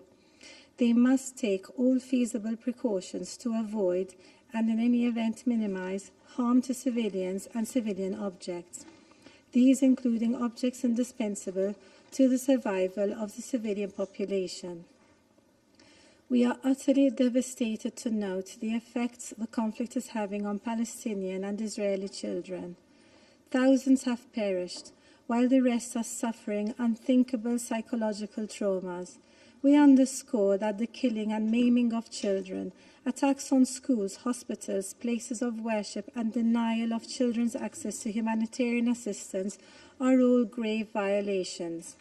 We also echo the concerns raised regarding the children being held by Hamas. We reiterate our call for their immediate release and for their special protection needs to be prioritized. President, the humanitarian crisis in Gaza can no longer be ignored. Urgent action is needed. This is why we voted in favor of the General Assembly resolution last Friday at the 10th Emergency Special Session. We welcome the provisions of this resolution calling for an immediate, durable and sustained humanitarian truce leading to a cessation of hostilities.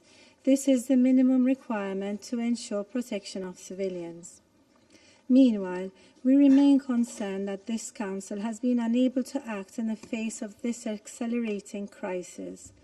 We echo the Secretary-General's message that this is a moment of truth. our immediate priority must be to address the unfolding humanitarian catastrophe and to reverse current escalations. We urge Council members to unite in good faith and act decisively for the sake of regional and international security. We also stress that it is unacceptable that humanitarian actors working through the most life-threatening and extraordinary conditions to protect Gazan civilians also must contend with communications blackouts. Connectivity is of utmost importance, not only to the civilian population, but also so that aid responders can continue doing their critical work. Malta reiterates the call also made in the European Council conclusions for the continued, rapid, safe and unhindered humanitarian access in Gaza, including through humanitarian corridors and pauses. All efforts made by international actors in this regard are welcome. Furthermore, we are alarmed at the precarious developments in areas outside of Gaza. It is critical that the international community works together to prevent a spillover which would further increase internal tensions and destabilize the entire region. Malta underscores that any lasting and sustainable plan for peace in the Middle East must be based on a two-state solution, in line with relevant Security Council resolutions and internationally agreed parameters. De-escalation, restraint, and mediation are critical. The longer we fail to address these imperatives, the harder it will become to climb out of the abyss and towards the path of peace. Thank you. I thank the permanent representative of Malta for her statement, and I now give the floor to the permanent representative of France. Monsieur le Président, je Mr. remercie President, le commissaire général de l'UNRWA, I thank the la Commissioner General directrice of UNRWA, exécutive de l'UNICEF et Executive le Director Bureau de of UNICEF coordination and the des Office affaires for the Coordination humanitaires of pour leurs Humanitarian exposés. Affairs for their briefings. Les attaques terroristes du The Hamas terrorist et attacks by d'autres Hamas groupes and contre other groups Israël against le 7 Israel octobre on the 7th of ont October déclenché une have crise sans triggered an précédent. unprecedented crisis. La situation humanitaire à The Gaza est humanitarian dramatique. situation in Les Gaza is civils meurent tragic. chaque jour, Civilians are dont de dying nombreux every day, enfants. including many La children. population a faim. The population Le manque is going d'eau fait hungry. courir le The lack risque of water d'épidémie et brings les with it the hôpitaux risk of sont epidemics, débordés. and hospitals are Il est overwhelmed. urgent de It garantir is un accès urgent humanitaire that sans entrave à la bande de Gaza unfettered qui a humanitarian besoin de access be vivres, guaranteed for d'eau the Gaza et Strip that needs d'électricité. food, water, Le and nombre de electricity. convois The doit number of augmenter de manière convoys must significative increase pour être à la hauteur des significantly in besoins. order to be commensurate Il with faut what une is trêve needed. humanitaire A pour humanitarian amener truce is à needed, terme which could un ultimately cessez-le-feu. lead to a La France a ceasefire. augmenté de manière France has significative son aide significantly increased humanitaire à its travers humanitarian l'affrètement d'un vol assistance through spécial the le chartering week-end of a special dernier. Elle flight salue last l'engagement weekend du secrétaire and welcomes the général, commitment le of the travail Secretary des General, agences des the Nations work Unies et of celui UN des acteurs agencies and humanitaires the sur le work of terrain humanitarian qui actors on the travaillent ground dans des conditions who are extrêmement working in difficiles. extremely Nous difficult adressons conditions. nos plus sincères Our most condoléances aux sincere Nations Unies condolences go to après the le décès de United Nations 63 following the personnels de deaths of l'UNRWA. 63 UNRWA Les staff civils members. doivent pouvoir sortir de Civilians must be Gaza able sans to en leave être Gaza empêchés. without Nous being l'avons d'ailleurs demandé impeded avec from doing constance so, pour nos and we propres have constantly ressortissants et leurs requested that familles for depuis our le 7 own nationals octobre. and their families since the 7th Rien of ne October. saurait justifier Nothing can les justify souffrances des the civils. suffering of Ils doivent civilians être who must protégés. be protected. Toutes les victimes All méritent notre victims compassion et toutes les vies deserve se our valent. compassion, Israël and all a le lives are droit valuable. de se Israel has défendre the right to et defend le devoir itself de le faire dans le and the respect du droit duty to do so international in humanitaire compliance with en international préservant les humanitarian law, populations civiles. sparing the La civilian France a population. voté en faveur de la France résolution voted in présentée par favor la of the Jordanie resolution au introduced nom by du groupe Jordan on arabe behalf of the qui Arab demande group, une trêve et un which accès calls humanitaire for et de a protéger truce les and civils, humanitarian qui access and for the condamne les protection actes of civilians, terroristes et qui which demande condemns la terrorist libération acts and which calls immédiate for et the immediate inconditionnelle and des unconditional otages. release of Et hostages. je rappelle notre And I recall condamnation our dans les termes les condemnation plus forts in the most des energetic attaques terms terroristes du of Hamas the qui ne terrorist attacks représentent en by rien les Hamas, which in Palestiniens no way et qui n'a represents que the mépris Palestinians pour leur and which has souffrance. nothing but Je contempt for réitère their également suffering. notre demande que I les also otages soient reiterate libérés our call for the immédiatement hostages et to be sans released condition. immediately and without Après ce condition. vote à l'Assemblée Following générale, this ce vote in the Conseil doit General pouvoir Assembly, This Council must be able to fully shoulder its responsibilities and achieve a just decision based on our common principles. France will continue to work on the new draft resolution presented by Brazil so that it can be adopted quickly. Mr. President, the extreme severity of the situation in Gaza should not lead us to forget what is happening in the rest of the occupied Palestinian territory. France firmly condemns the violence perpetrated by settlers against the Palestinian population, acts of violence which are increasing in the West Bank. We call on the Israeli authorities to put a stop to this. We must prevent this engulfing the entire region. France remains extremely worried following a launching of a shell that landed in UNIFIL headquarters in the south of Lebanon on the 28th of October. France is committed to avoiding a spread of this conflict. This war has reminded us, as if any reminder were necessary, that the world can no longer ignore the legitimate aspirations of the Palestinians and Israelis to live in peace and security. We all are aware of the conditions for this, namely the necessary security guarantees for Israel and a state for the Palestinians. We must all mobilize in order to restore a political horizon. The only viable solution is a two-state solution, and France will continue its engagement within this Council for it to adopt a resolution as quickly as possible. We owe this to the Israelis and the Palestinians. Thank you. I thank the permanent representative of France for his statement, and I now give the floor to the permanent representative of Albania. Thank you, Mr. President. And let me thank Commissioner General Lazzarini, Executive Director Russell, and Ms. Dawson for the information provided. We pay tribute to you, your work and your teams on the ground, and mourn the loss of over 60 UN workers fallen in the line of duty. The past 3 weeks have been dramatic for Israelis and Palestinians and tormenting for the Middle East and many elsewhere. The overall death toll in civilian victims is frightening and unsustainable. We extend our condolences and deepest sympathy to the families of all victims, Israelis and Palestinians alike. Mr. President, 7th of October will remain a defining moment in the never-quiet history of the Middle East. Hamas, its brutality and terror, the worst in human behavior, will not and must not be forgotten. In the current utterly complex situation, there is an accumulation of competing urgencies: the response to terror and the continued rocket launches from Gaza, the liberation of hostages, the protection of civilians, the provision of humanitarian help, and the increased risk of spillover of the conflict. Let me quickly go through each of them.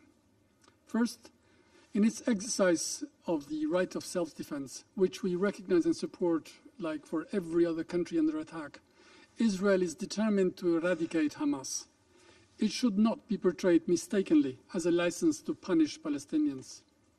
It is beyond any doubt that conducting warfare in such a densely populated area as Gaza is difficult, challenging, very demanding, and it must be conducted prudently, professionally, and in compliance with international humanitarian law. We profoundly regret every innocent life lost without distinction. While circumstances may be different, a loss is always a loss. Therefore, there is need for maximum precaution not to harm those who are twice in danger, first from Hamas and their policies on one hand, and a fight they have not chosen on the other. It is therefore extremely important and urgent to do everything possible that civilian populations are not found in that hopeless place from where there is no escape. Second, nothing can ever justify abducting and holding hostages innocent people, children, women, and elderly, even less so using them, as Hamas is doing. They must be liberated, they must be brought home. We welcome efforts from various actors in this respect and urge them to continue. Third, unhindered humanitarian help at scale must be urgently provided to all those in need. We cannot contemplate children dying in the hospital because of the lack of medicine or electricity or water or lack of communications.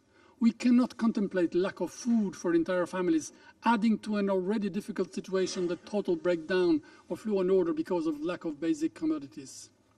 The government of Israel has promised that soon aid will flow in abundance. It should happen immediately. Those who are spared from the fighting do not need to die from hunger. Colleagues, we try to put ourselves in Israel's shoes, feel the trauma of terror striking with a ferocity we cannot forget, faced with an existential question with countries and proxies that seek openly to destroy it. I don't think anyone here or anywhere would feel at ease knowing that your next-door neighbor is just waiting for the right moment to kill you. How can this not bring back horrible memories, that fear and anxiety summarized in the Never Again pledge? But we also put ourselves in the very same way, in the shoes of the Palestinians, feeling the unexplainable pain of civilians caught in the midst of a war that has befallen on them, a war first imposed by Hamas and the likes, decided elsewhere by their masters who are rubbing their hands in the face of casualties they had anticipated and hoped for in a turmoil of all dangers. We feel for Palestinians who for decades, at every time they neared to the horizon of their future with their state, those against would always be quicker to disrupt it and push it further away. We feel for those thousands on both sides of this terrible divide who have lost their loved ones, the families of the hostages, and all those torn apart by death and grief and the insecurity of tomorrow. Wars are sometimes unavoidable because imposed, but they are always brutal. They bring inevitable destruction. They cause victims and sadly often casualties among those who don't deserve it. But even wars have laws and they must be respected. We believe and trust that there is a way, there is and must be a way to ensure the security of Israel and its people while ensuring the security of and the perspective of all Palestinians who do not want war. Colleagues, beyond the tragedy unfolding in Israel and Gaza, the magnitude of the human suffering is impacting people across borders and identities, and we notice a sharp increase in the hate and division, including the threat of terrorism and targeted violence. This sharp and often confusing polarization fails to acknowledge our common humanity, and that the killing of innocent civilians, regardless of religion or ethnic background, is wrong, unacceptable. The frightening images of the bloodthirsty mob yesterday in Dagestan hunting for Jewish people is another appalling illustration of intolerable and appalling rise of anti-Semitism. No one should stay indifferent to allow rallies where people chant "kill the Jews" or "destroy Israel."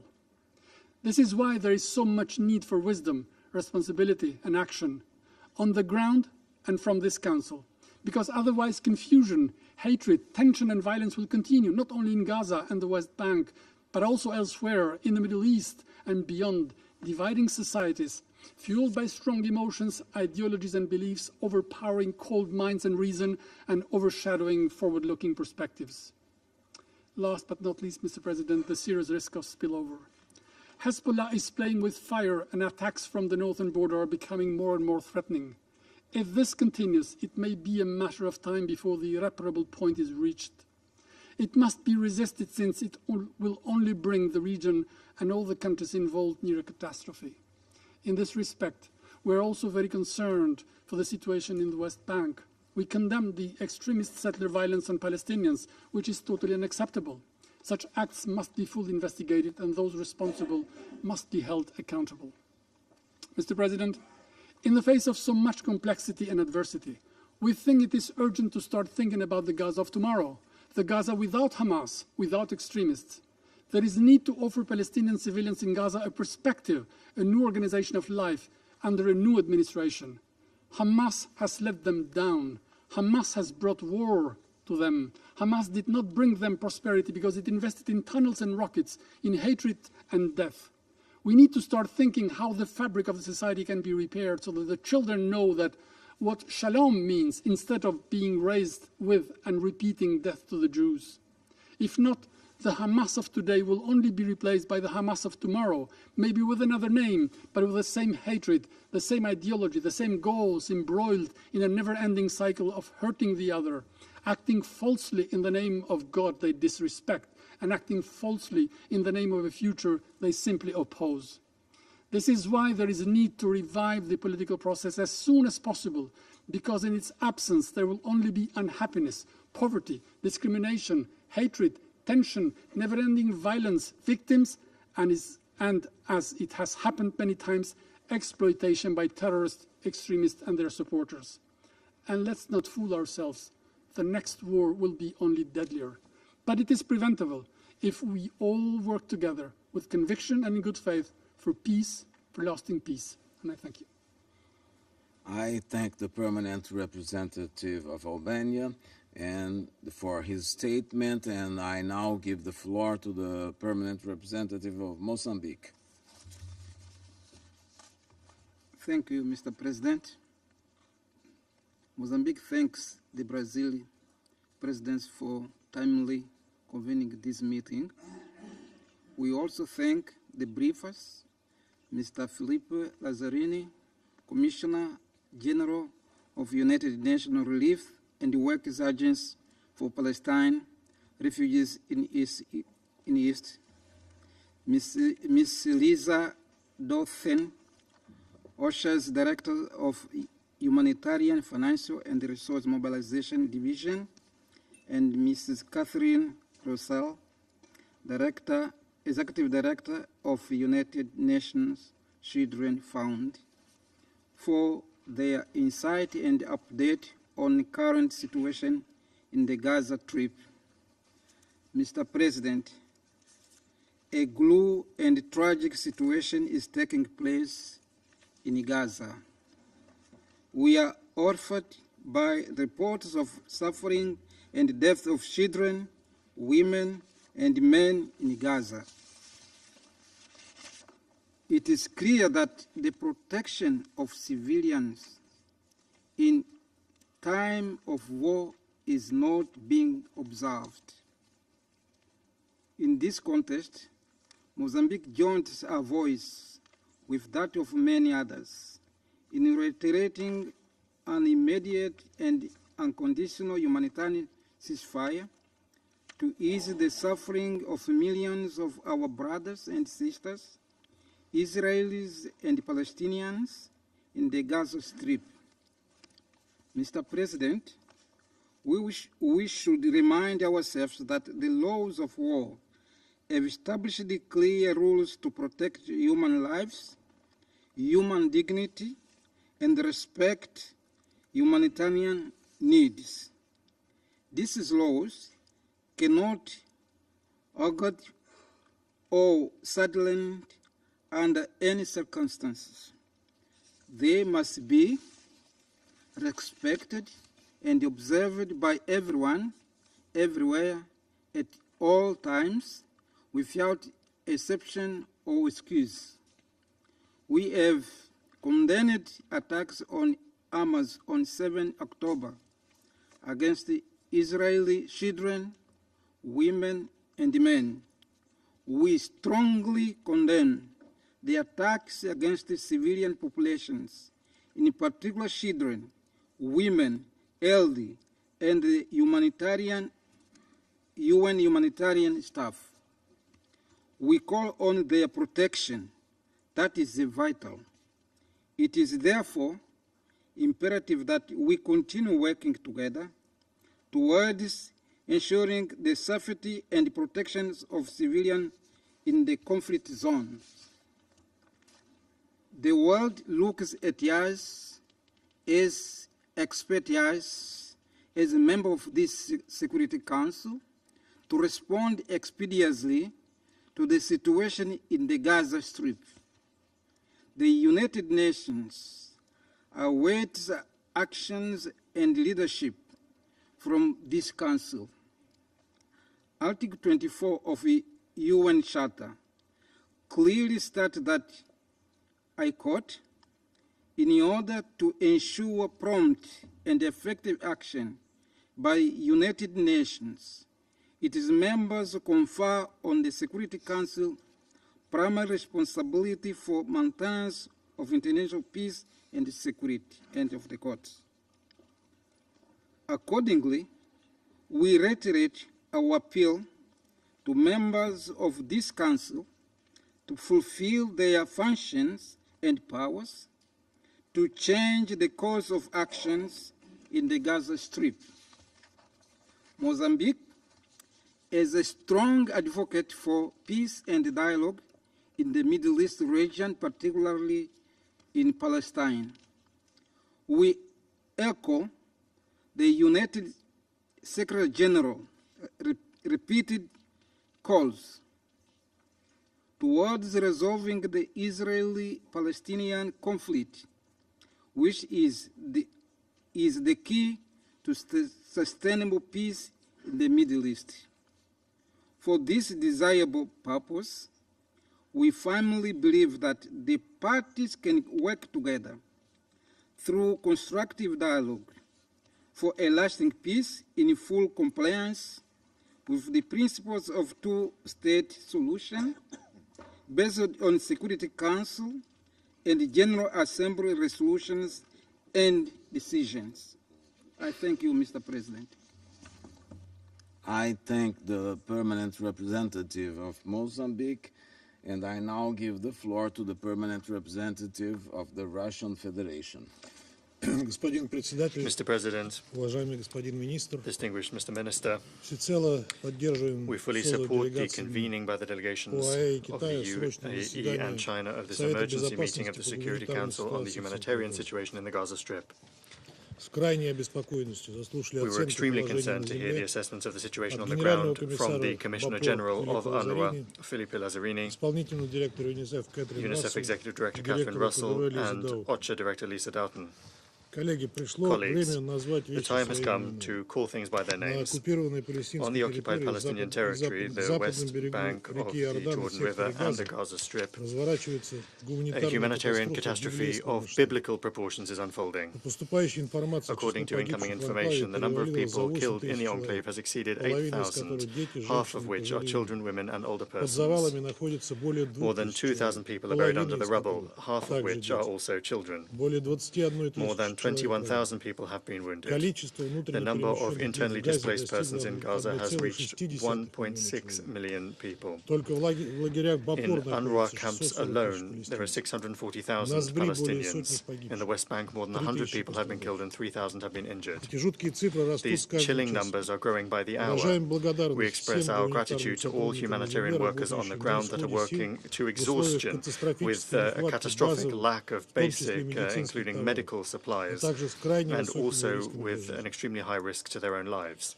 The scale of losses from UN agencies is shocking. 63 staff members have been killed, 22 have been injured, and 42 UNRWA objects have been destroyed.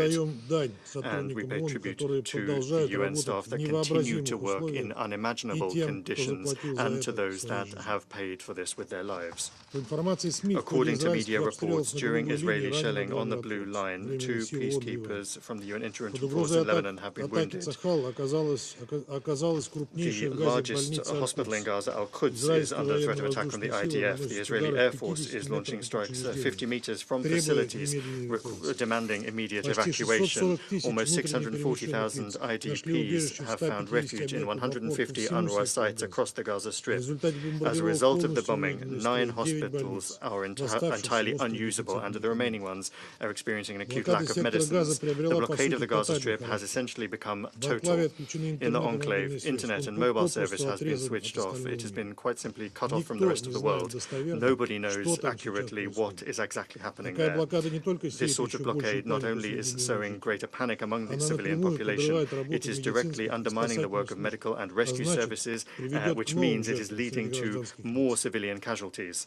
For this reason, it was not possible to agree on the 28th of October for the passage of another humanitarian convoy across the Rafah crossing point. We categorically condemn these actions, particularly in a situation in which, after shutting off communications, the most powerful airstrikes were launched on the enclave since the beginning of this escalation.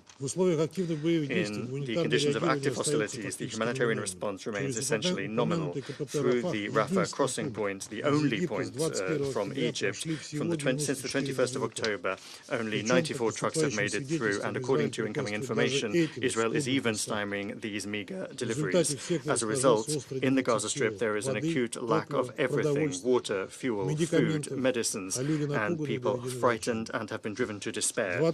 On the 28th of October, upon the decision of the military political leadership of Israel, the armed forces of that country, ignoring the position clearly expressed by the international community in the UN General Assembly resolution adopted the previous day, began a ground operation in the Gaza Strip.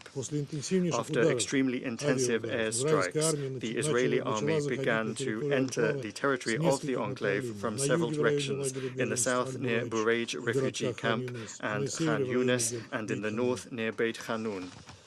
Colleagues, the Israeli authorities have different ways of describing their actions: expanding operations or preparing a bridgehead. But that's not the point. The point is that despite the unambiguous reaction around the world, West Jerusalem has begun the practical implementation of its plans to clear the enclave. In response, we have heard from the head of the Israeli Foreign Ministry saying that Israel rejects outright the UN's despicable call for a ceasefire, end quote.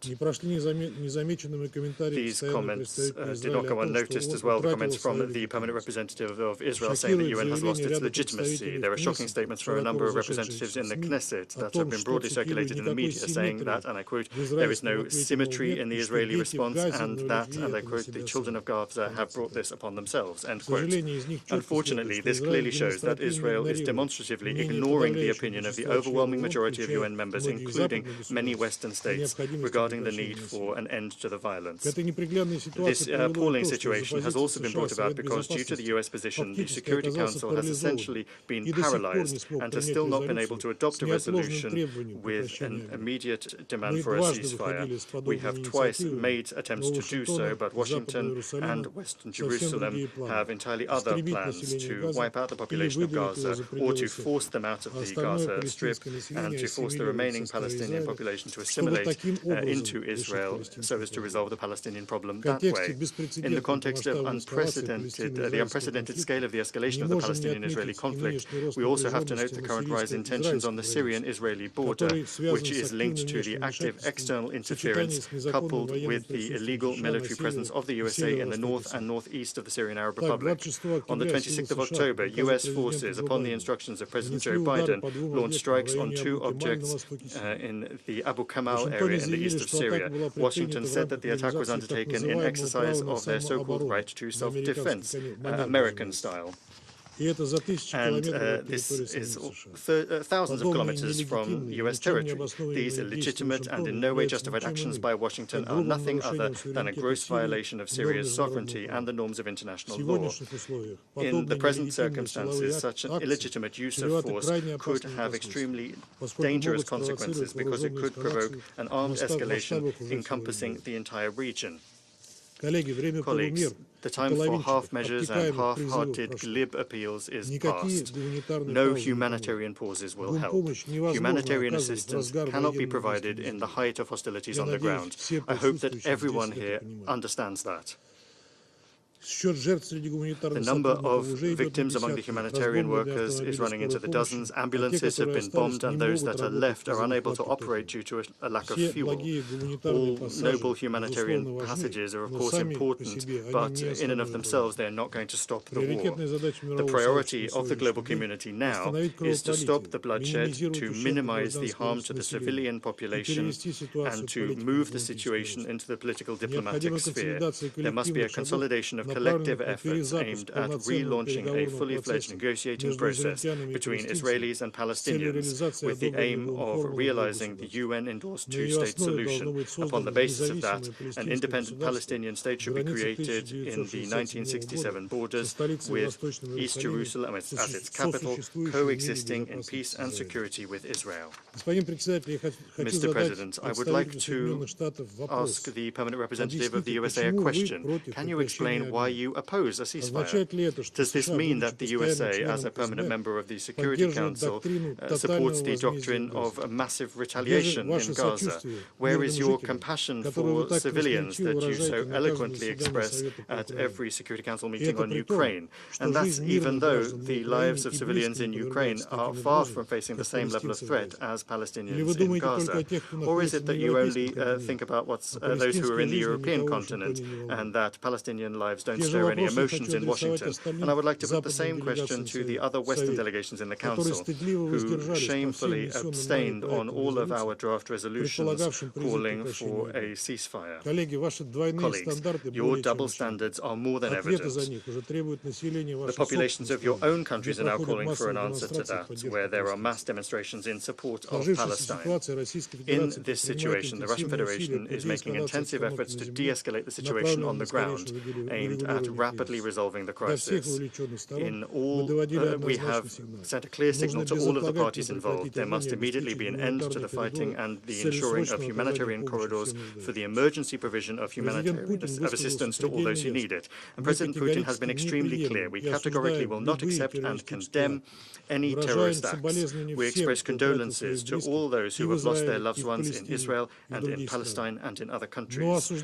But while condemning terrorism and the taking of hostages and demanding their unconditional release, we categorically cannot agree that the threat of terrorism can be responded to while violating the norms of international humanitarian law, including the indiscriminate use of force on objects of civilian infrastructure where civilians are known to be located.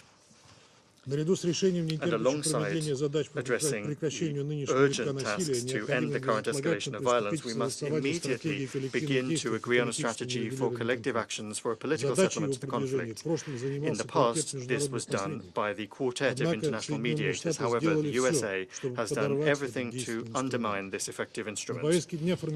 On the agenda is establishing a collective mediating mechanism with an active role for states in the region. This is supported by the positive trends that before the previous escalation, the current escalation in Gaza were evident in the Middle East. The Saudi-Iranian normalization, the reintegration of Syria into the League of Arab States, and the steady improvement in interstate relations between Syria and Turkey. All of this proves, and Turkey, excuse me, all of this proves that the countries in the region are, when they take the situation in hand and are not subjected to pressure from outside the region, they can achieve a great deal to stabilize the Middle East. Given the growing escalation in the Palestinian enclave and the unthinkably vast consequences for the civilian population, which is cut off from outside supplies, we believe it is important to hold regular open briefings such as the one today. The humanitarian situation in the Gaza Strip, without any discrimination, must remain within the focus of our constant attention as takes place in the context of other crises. Mr. President, some colleagues trying to shift the focus from the tragic events surrounding the Palestinian-Israeli conflict touched upon the 29th of October incident in Makhachkala airport in Dagestan in Russia. Exhaustive comments on this have already been provided by the Russian leadership and representatives of the regional authorities and the leadership. Assessing the actions will be provided by the Investigative Committee of Russia, which has launched criminal cases into this disorder. Dozens of people participating in this disorder have already been arrested and questioned. It's clear that any illegal actions are unacceptable. However, attempts to paint an unsanctioned action in the airport as an outbreak of anti-Semitic feeling in Russian society, particularly in the North Caucasus, is unacceptable. This region has long been an example of the peaceful and friendly coexistence of those from many different peoples. In Russian society, unlike Western societies, the principles of tolerance and religious and racial grounds are well-rooted. In our society, there is the coexistence of the representatives of all of the main faiths, Christianity, Islam, Judaism, and Buddhism. As is confirmed by data from the Russian security services, the events in Makhachkala are clearly clearly show signs of external interference, including information interference through social networks, and the traces of that, you will be not surprised at all, come from Ukraine. Some wish to abuse the situation and play on the feelings of Muslims in Russia by showing terrible pictures from the Gaza Strip, showing the horrors that are taking place there, the deaths of women, older persons, children, and medical workers.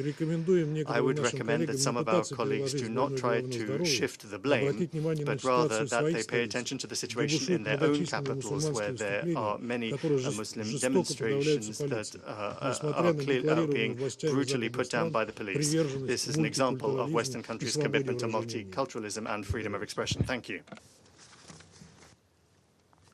I thank the permanent representative of the Russian Federation for his statement, and I now give the floor to the Permanent Representative of the United Kingdom. Thank you, President. I'd like to thank Commissioner General Lazzarini, Executive Director Russell, and Director Doon for your stark and clear briefings. Let me start by recognizing the courage, commitment, and sacrifice of UN employees and humanitarian workers in Gaza, and in particular, the 103 aid workers, including the 64 UNRWA staff who have been killed in Gaza in the last 22 days. We also offer our sincere condolences to all Palestinians and Israelis who have suffered or lost loved ones.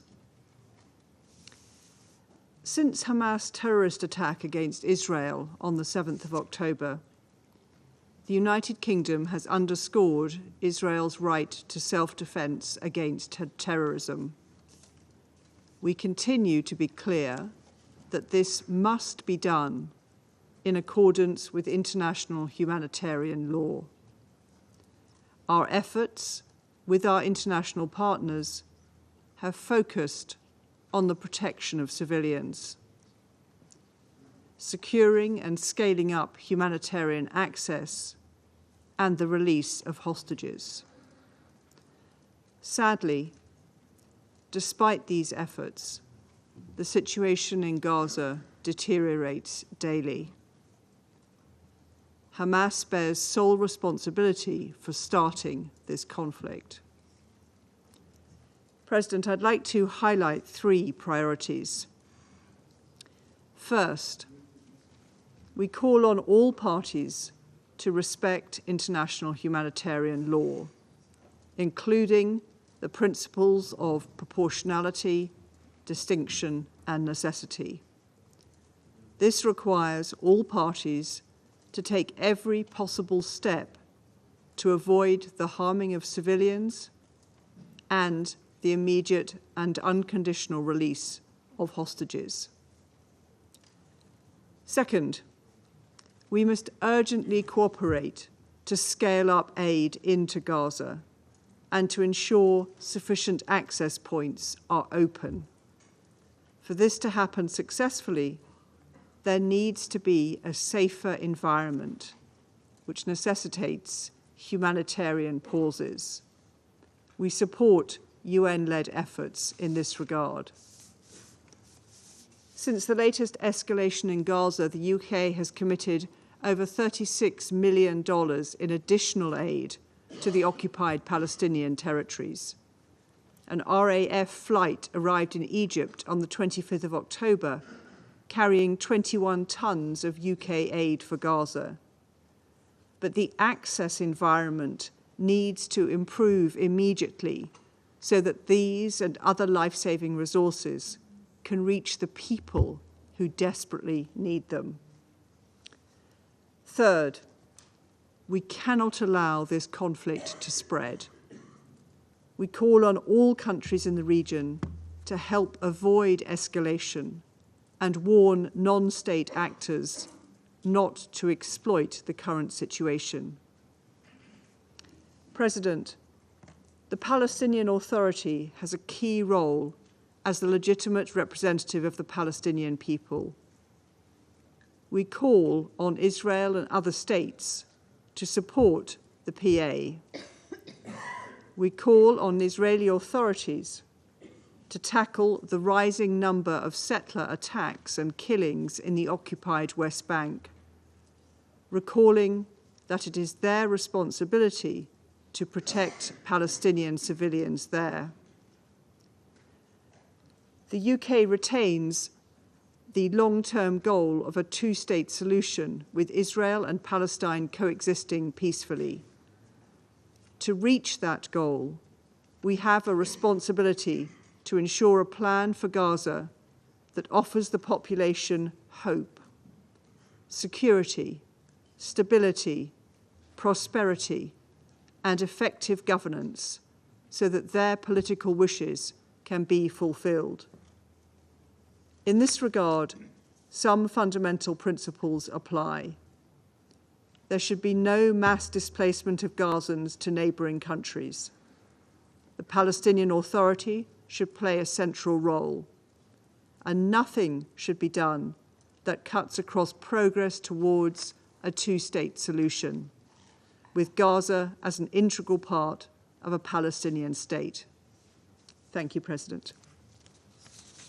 I thank the permanent representative of the United Kingdom for her statement, and I now give the floor to the permanent representative of Japan. I thank Commissioner General Philippe Lazzarini and UNICEF Executive Director Catherine Russell and OCHA Director Lisa Doon for your briefings. I join other colleagues in expressing our respect to all humanitarian actors who are tirelessly working under unimaginable conditions. Mr. President, since October 7th, thousands of people have been killed and wounded. The tragic sequence of events shows no signs of abating, descending further into a devastating cycle with unimaginable losses of life and the destruction of civilian facilities. Just recently, Israel announced the expansion of its ground operations in Gaza. Japan has been paying careful attention to the situation with grave concern. Japan has expressed unequivocal condemnation to the terror attacks committed by Hamas and other militants and extends its sincere condolences to all victims. We demand the immediate and unconditional release of the remaining hostages. The international community should never tolerate such a heinous act. Hamas does not speak for the Palestinian people. Every member state has the right to defend itself and its people in accordance with international law. At the same time, all parties must act based on international law. The deterioration of the situation in Gaza has led to a deepened humanitarian crisis to an unprecedented level of severity. The loss of any more innocent lives, regardless of their nationalities, religions, or ethnicities, is simply unacceptable. No one's life is more important or less important than that of others. Full, rapid, safe, and unhindered humanitarian access, consistent with international humanitarian law, must be allowed in order to alleviate the devastating humanitarian situation. While several trucks have crossed through the Rafah crossing, hundreds more must follow suit to meet the dire need of over 2 million people. And in this context, we should also take further steps immediately, including humanitarian pauses and establishment of humanitarian corridors. Additionally, we express our profound concern regarding the disconnection of telecommunications networks, which disrupts vital communication channels between those in Gaza and the rest of the world, and also impedes the work of media and humanitarian communities. It is especially imperative to ensure these networks function to ensure the delivery of humanitarian assistance and the safety of humanitarian workers. As the situation is rapidly evolving, it is critical for all parties in the region to avoid exacerbating this conflict. The international community has a duty to redouble its diplomatic efforts in order to prevent the instability from spilling over into the region and to calm the situation with a sense of urgency. The Security Council needs to act urgently to find a common ground among all Council members to deliver a meaningful message and help to all parties, to all in distress. While we remain unable to act, lives are being lost day by day, minute by minute. We must also recall that ultimately there is no alternative to a two-state solution. All parties must make serious efforts to this end. I thank you. I thank the permanent representative of Japan for his statement, and I give the floor to the permanent representative of Ghana. Mr. President, I thank you for giving me the floor. And let me begin by thanking Commissioner General Lazzarini, Executive Director Russell, and Director Doon for their briefings on the worsening humanitarian situation in Gaza following the resurgence of conflict in the Middle East after the heinous terrorist attacks by Hamas against Israel on 7th of October. 23 days after the attacks in southern Israel, with the attendant loss of lives and abductions, we are appalled by the many lives that are being lost in the ensuing conflict, as well as its humanitarian consequences. We are equally concerned by the potential spread of the conflict to the wider region and the heavy toll that it bodes for innocent civilian populations. Last Friday, within the context of the resumed 10th Emergency Special Session of the General Assembly, majority of the members of this organization, through the residual rule of the Assembly, called for an immediate, durable, and sustained humanitarian truce, demanded of all parties to comply with their obligations under international humanitarian law, and asserted the need for continuous, sufficient, and unhindered provision of essential supplies and services into the Gaza Strip. It also called for the immediate and unconditional release of all civilians held captive and demanded their safety, well-being, and humane treatment in compliance with international law.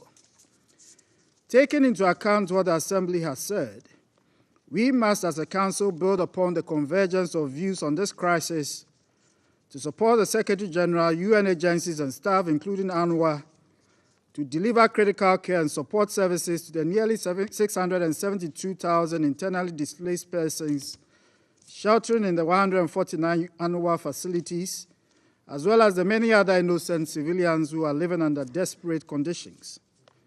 From recent reports of UNRWA, the number of trucks that are allowed into Gaza will need to be scaled up significantly if we are to make any impact in addressing the desperate humanitarian needs of the 2 million people in Gaza, especially in the health and food security components and the supporting supply needs.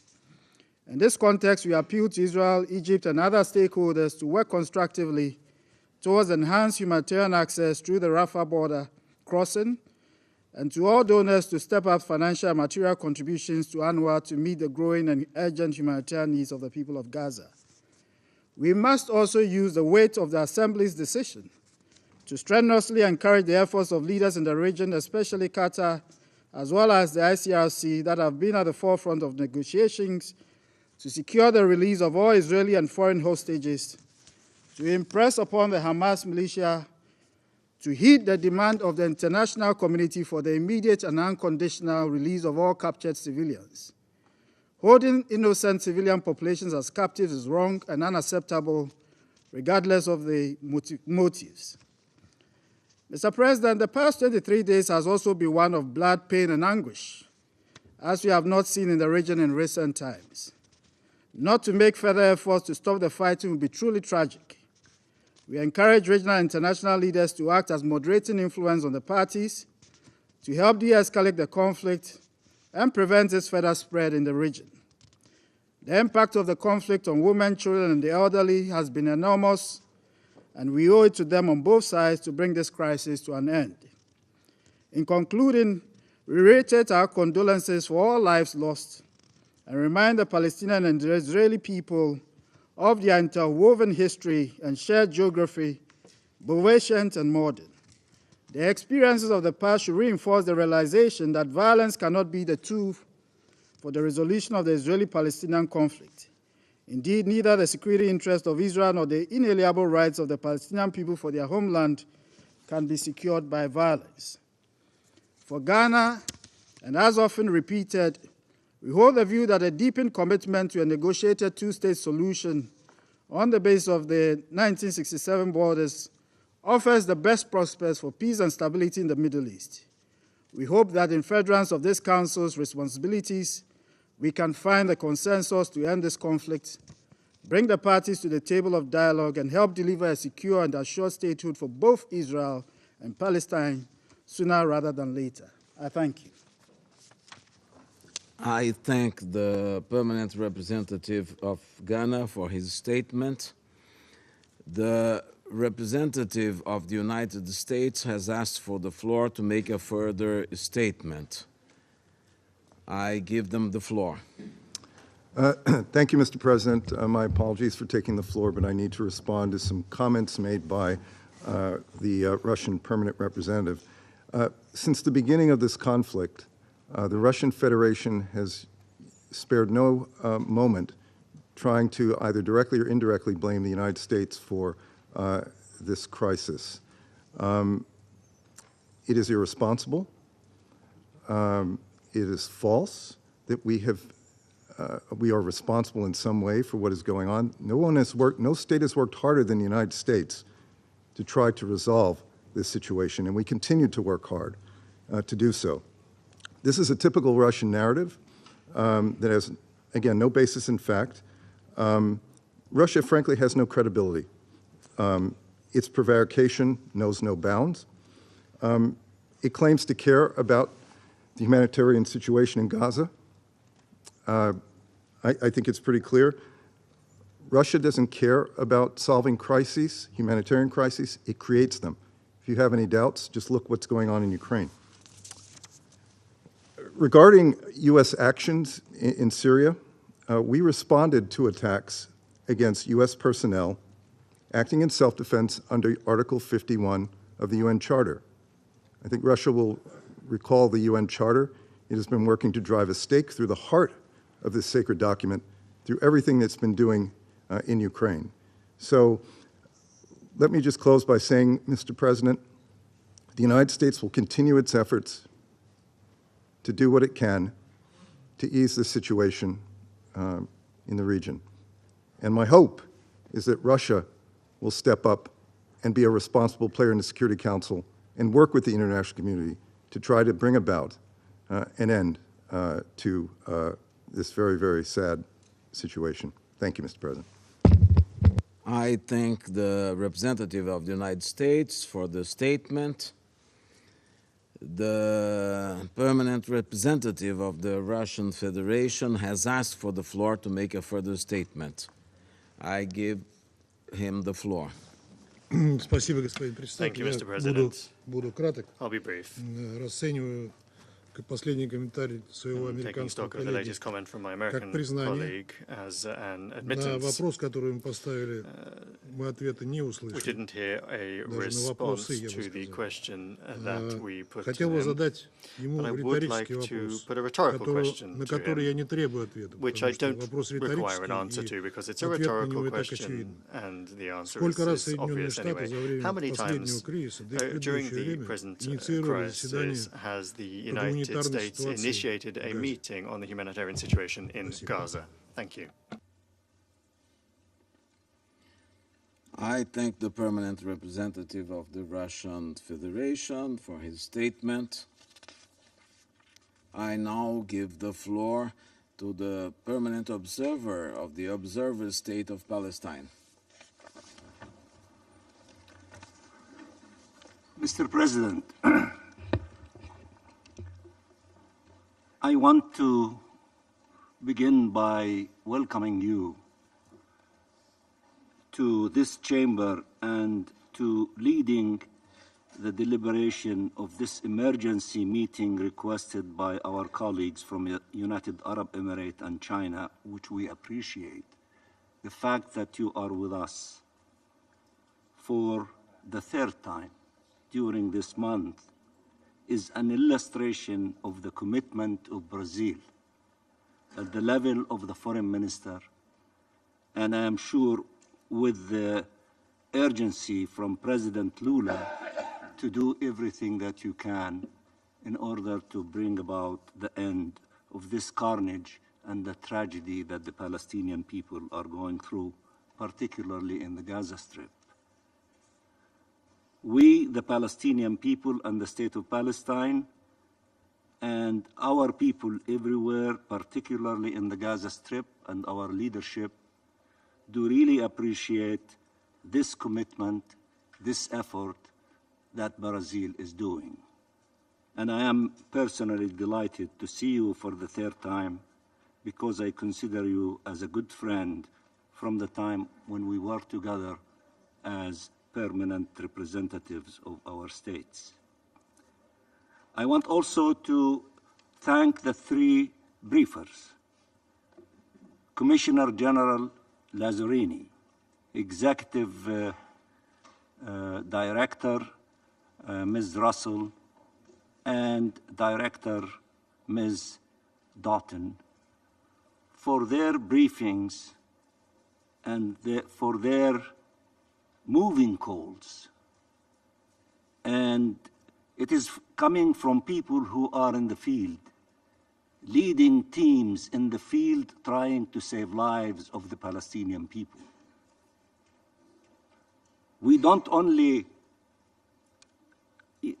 express our gratitude and appreciation for what they do, and also receive with them accepting condolences for those who have lost their lives and paid the ultimate price for trying to save the life of the Palestinian people. They are the best faces of the United Nations.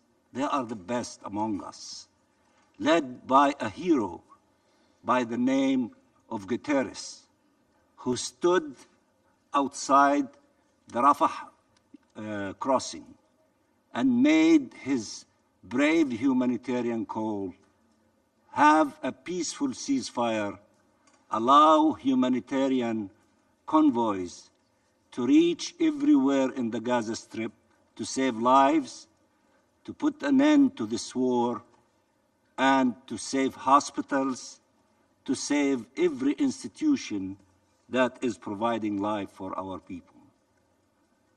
Those are the best faces of the United Nations. And if they are in fact the best faces, which we truly believe and we express our gratitude to them, I believe we have to listen to everything that they have said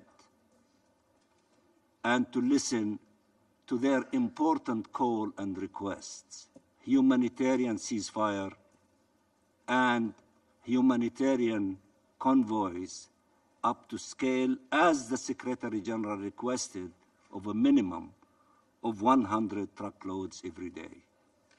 If we genuinely respect their calls and what they are doing, let us not only listen closely to them, but to implement their request.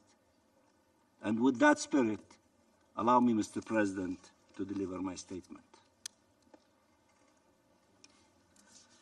Mr. President, Dag Hammarskjöld said, and I quote, "The United Nations was not created in order to bring us to heaven, but to save us from hell."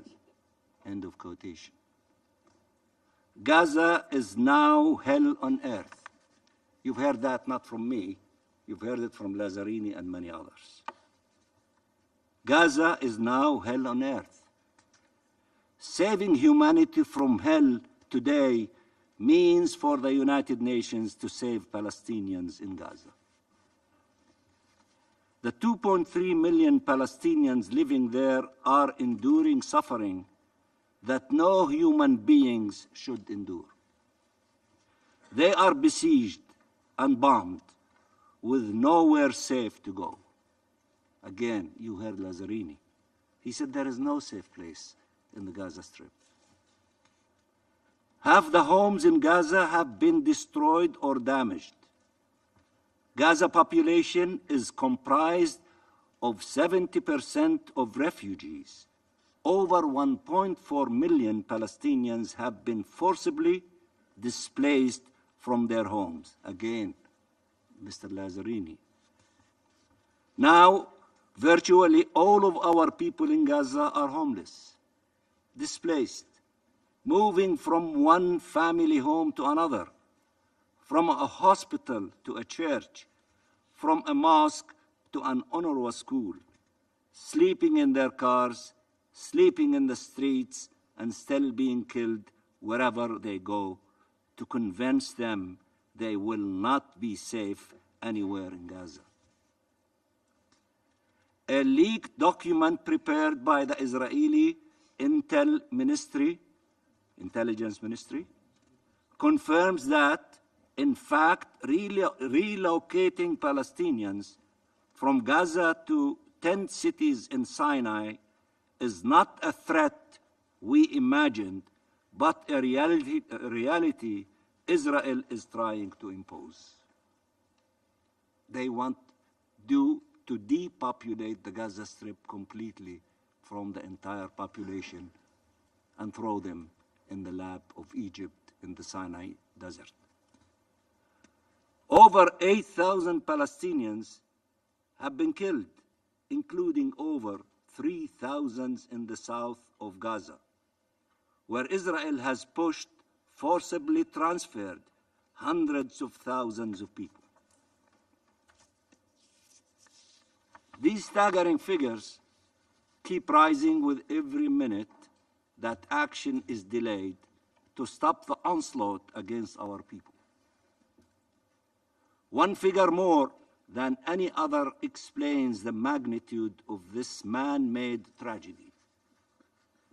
3,500 Palestinian children have been killed by Israel in just 3 weeks, more than the annual number of children killed across the world's conflict zones since 2019, according to Save the Children, as my sister, the minister from United Arab Emirates, Her Excellency Lana, has alluded to.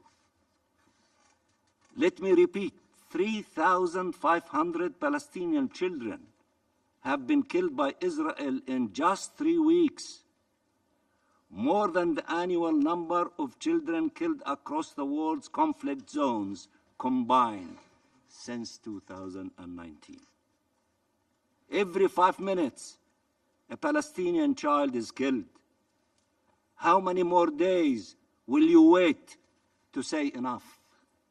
How many more days will you wait to say enough? Paralyzed, not acting, not carrying out your duty to maintain international peace and security and to stop that war as a derivative of that. To recognize this is a war against our children. How long will it take you to recognize that thousands of children being killed before your own eyes and you're still paralyzed? Our children who are like yours, children of God, children of light, the angels on earth. Enough darkness, enough death. Save lives of our children and all children and the children of others.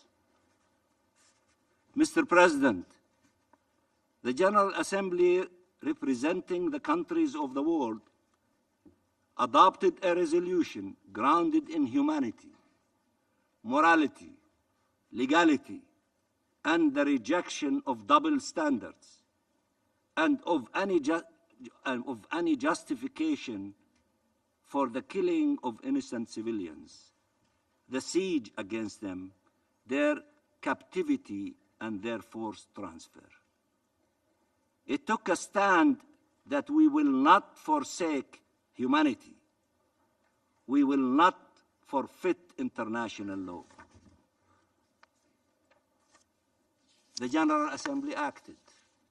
The Secretary General acted. The army of his humanitarian agencies and the heroes leading them and those who are working in implementing that message acted. And there is one important body still not acting. It is you. The General Assembly called for an immediate, durable, and sustained humanitarian truce. This must happen immediately. It stressed that humanitarian aid and access cannot be further delayed or obstructed and must be at levels that correspond to the immense needs created by this inhumane Israeli siege and the indiscriminate attacks it is perpetrating as we speak. Thousands more lives hang in the balance. This resolution, moral one, powerful one, in which 11 of you, members of the Security Council, voted for. 3 of you abstained. 1 voted no. This resolution must be immediately and fully implemented. If you were able to vote in the General Assembly, what is stopping you from voting here? The 11 who voted yes, the 3 who abstained, among them 4 permanent members voted yes and 1 abstention. Do what the bigger body is doing. Rise up to your responsibility and what you should do instead of dragging the paralysis, I don't know for how long, while thousands of Palestinian innocent civilians, including children, being slaughtered. The Security Council must take example of the General Assembly and its wisdom and uphold its responsibilities to put an end to this bloodshed, which constitute an affront to humanity, war crimes, and crimes against humanity, and a clear and imminent danger for regional and international peace and security. I want to thank the Arab group, led by my brother, Ambassador Mahmoud of Jordan, who has demonstrated an outstanding leadership in leading our group during this very difficult month. And we salute him, and the Hashemite Kingdom of Jordan and its foreign minister who was with us, participating in what we've accomplished together with all of you, with many of you in the General Assembly. And the OIC member states for their relentless mobilization, the countries of the Global South for their support, as well as all the countries which engaged constructively and responsibly to allow us to adopt a substantive humanitarian resolution with overwhelming support from across the globe. 121 countries versus 14. Given that 11 members of this council have voted in favor of the resolution, that 3 abstained and 1 voted against, it is clear that the text enjoys broad support and must serve as basis for a clear and unequivocal position of the Council at this critical juncture. Mr. President, 2.3 million Palestinians in Gaza face death every day and every night. Save them. Save them. Look at them as human beings.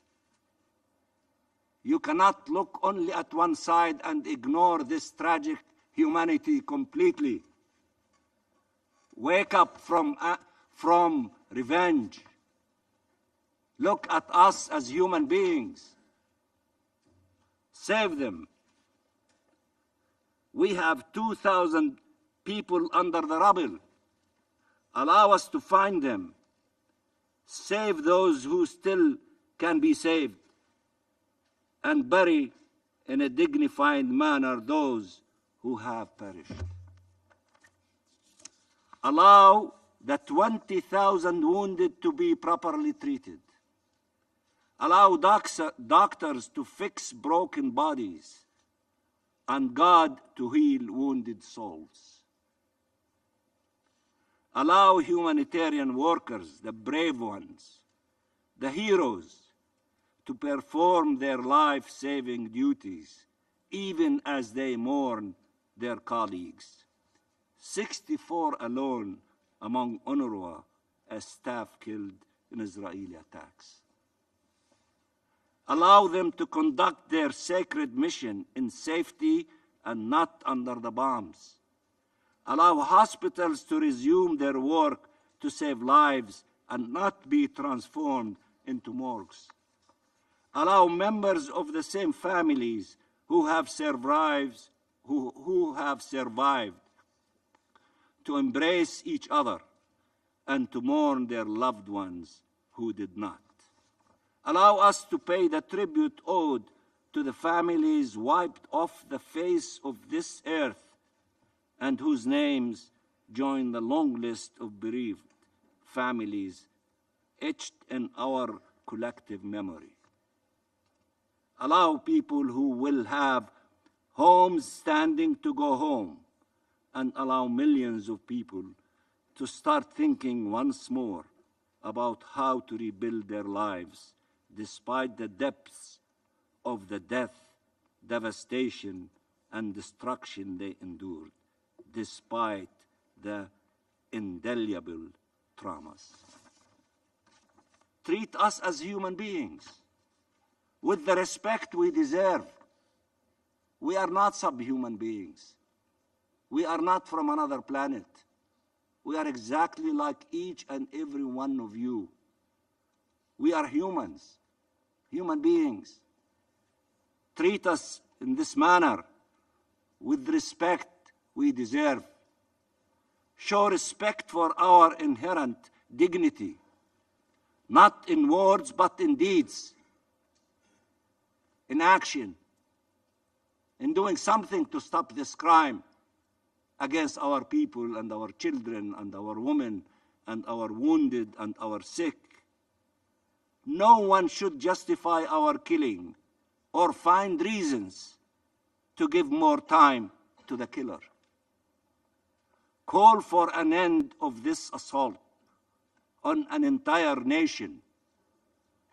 Stop the killings in the West Bank by settlers and occupation forces and the forced displacement underway there. Palestinians, as human beings, have rights that must be upheld, and they are entitled to protection, and we are entitled to be defended.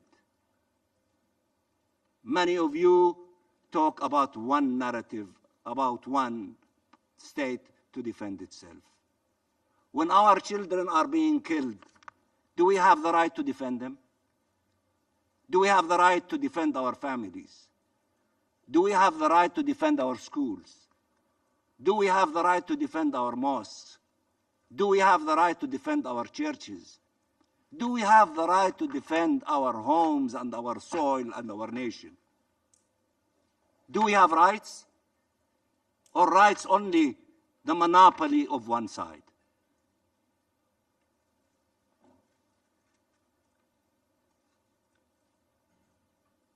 Our people have, as a people, rights that have long been denied and must now be recognized so we can all live in peace and security.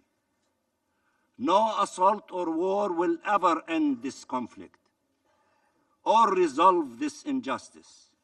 It will only deepen and widen it.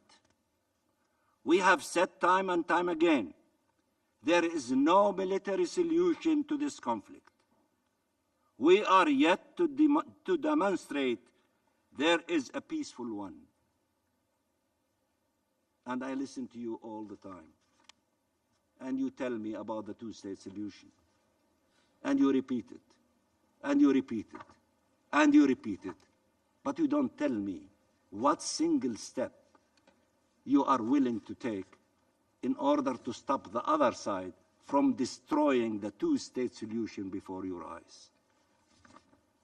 Isn't it enough to wake up and say the resolution that you adopted that calls for the implementation of the two-state solution show resolve to implement these resolutions? You are the Security Council. Are you continuing to be paralyzed, or you want to act on the advice you're giving me, you're giving the Palestinian people? Two-state solution we accepted. Implement it. Who is stopping you from implementing it?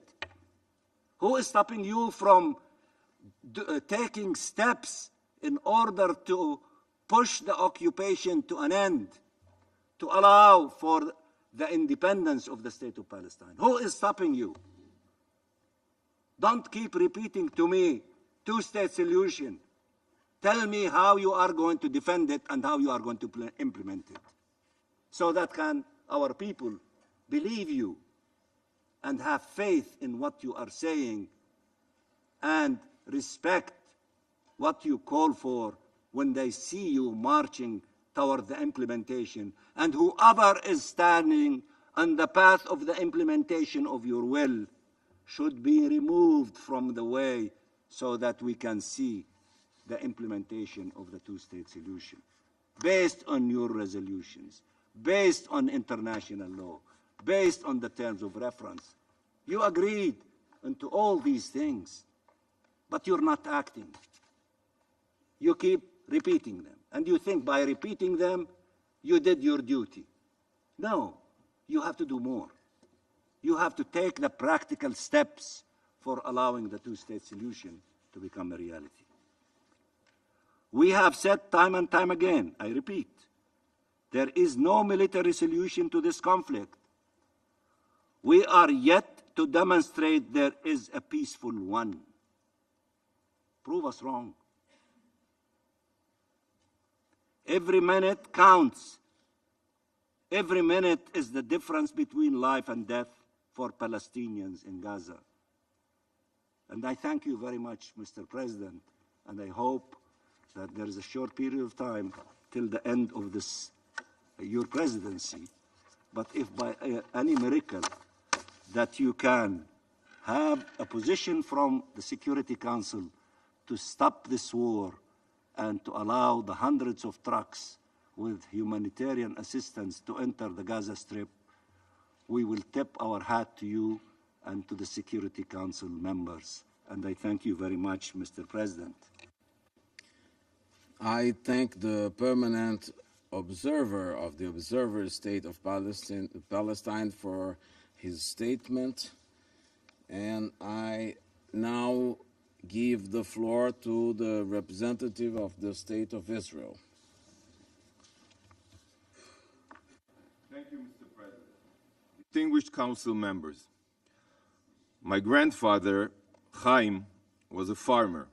He lived in a small village in Transylvania with his wife Bracha and their 8 beautiful children. But in the spring of 1944, the small village ceased to exist. Their community was erased. The Nazis forced Chaim, Bracha, and their children, 8 children, onto cattle cars hurtling towards Auschwitz.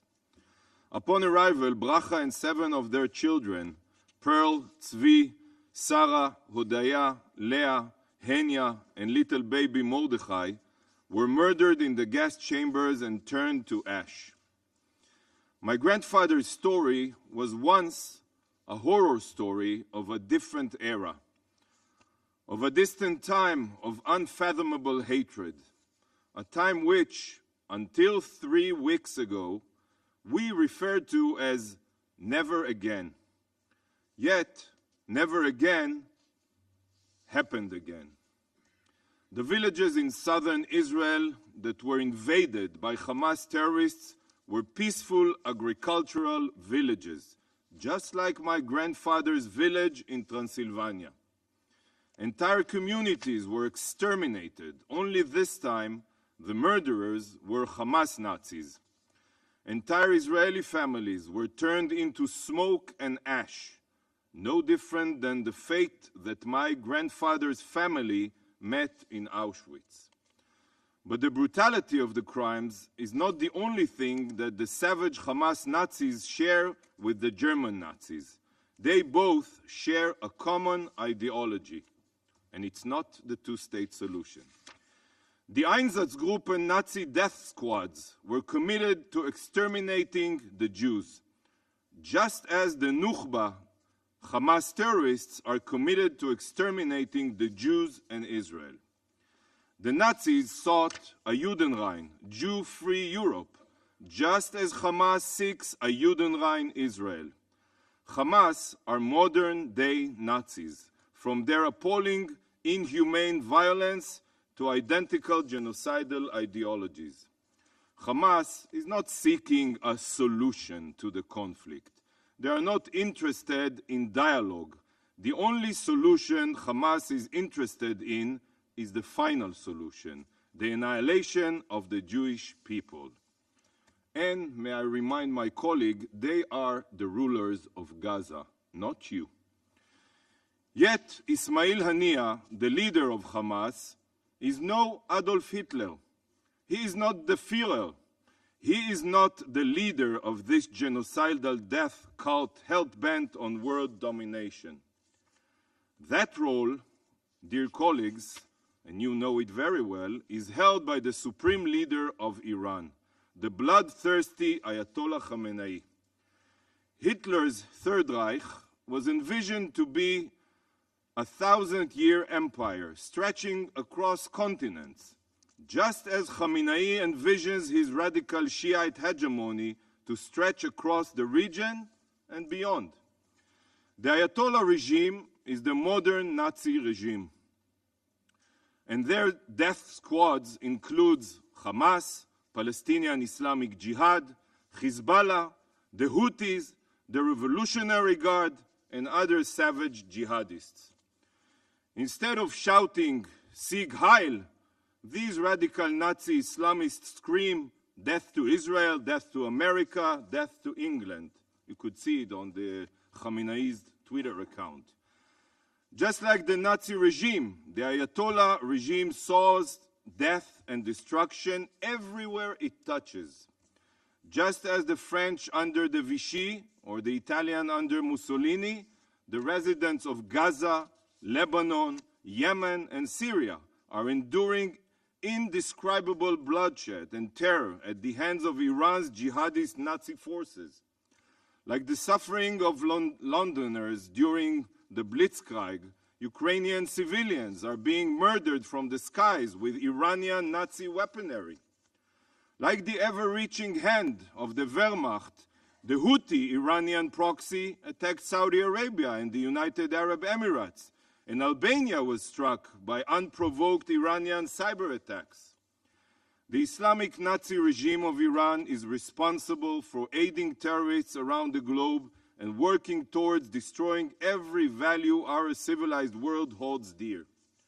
Today, the world is watching the rise of a Shia Islamist Reich. Yet, just like the rise of Nazism, the world is silent. Deafeningly silent. Even if you continue calling this meeting the situation in the Middle East and the Palestinian question for the rest of time, it will not make it any truer. This meeting is only about the situation in the Middle East and the Iranian threat. This has nothing to do with the Palestinians. 3 weeks ago, humanity witnessed Iran's Hamas death squads in action. Like Babi Yar, they exterminated Jews in the hundreds like they were insects. Hamas Nazis deliberately sliced open the pregnant belly of a woman, removed her fetus, and stabbed it before its mother's eyes while she was still alive. But even so, the Security Council still has not condemned Hamas for the intentional murder of Israeli civilians. Unbelievable. Over 250,000 innocent Israeli civilians have been displaced since the war began. Millions of Israelis are living every day under constant indiscriminate rocket fire, both in the south and the north, at the hands of Hamas, Hezbollah, and other jihadists. Does this council not have anything to say about this?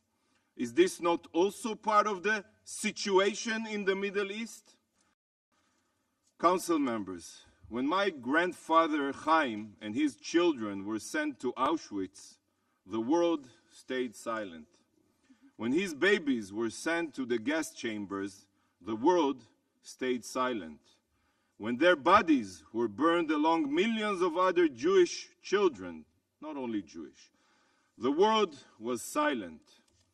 Today, after innocent Jewish babies were burned alive, this council is still silent. Some member states have learned nothing in the past 80 years. Some of you have forgotten why this body was established. So I will remind you, from this day on, each time you look at me, you will remember what staying silent in the face of evil means. Just like my grandparents and the grandparents of millions of Jews, from now on, my team and I will wear yellow stars.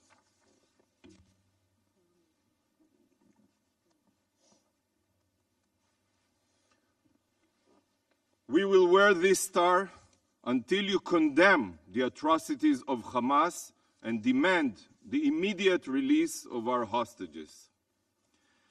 We walk with a yellow star as a symbol of pride, a reminder that we swore to fight back, to defend ourselves. Never again is now. Council members, in the face of the UN's silence, our enemies have become emboldened. They have seen the UN General Assembly applauding efforts to prevent the Jews from defending ourselves. They heard the Secretary General portray understanding for the Nazi slaughter. And this is precisely why we have seen the most staggering rise in Jew hatred since the Nuremberg laws and their aftermath. The anti-Semites have been empowered. They now know that slaughtering Jews in their beds is met with silence. They have been so galvanized by these organizations in action that they cannot wait to butcher Jews themselves. Calls for gassing the Jews are heard in Sydney. Chants for a Judenrein Palestine from the river to the sea can be heard from California to New York. Islamist battle cries against Jews are being screamed in London, Brussels, and Paris. An airport in Dagestan, Russia, was flooded yesterday by Islamist terror supporters who search for Jews to lynch. This is precisely where the world stood as the Nazis began their rampage. Precisely the same moment. And then, too, the world was silent. Understand where we are right now. Comprehend the weight of this moment. Internalize that the world stands at a crossroad just as it did in the 1930s. Would this council take the approach of Chamberlain, appease the Nazis and their sympathizers, or will this council take the approach of Churchill to fight evil with blood, toil, tears, and sweat? Israel has made its choice. We were attacked by the Hamas Nazis. We were shown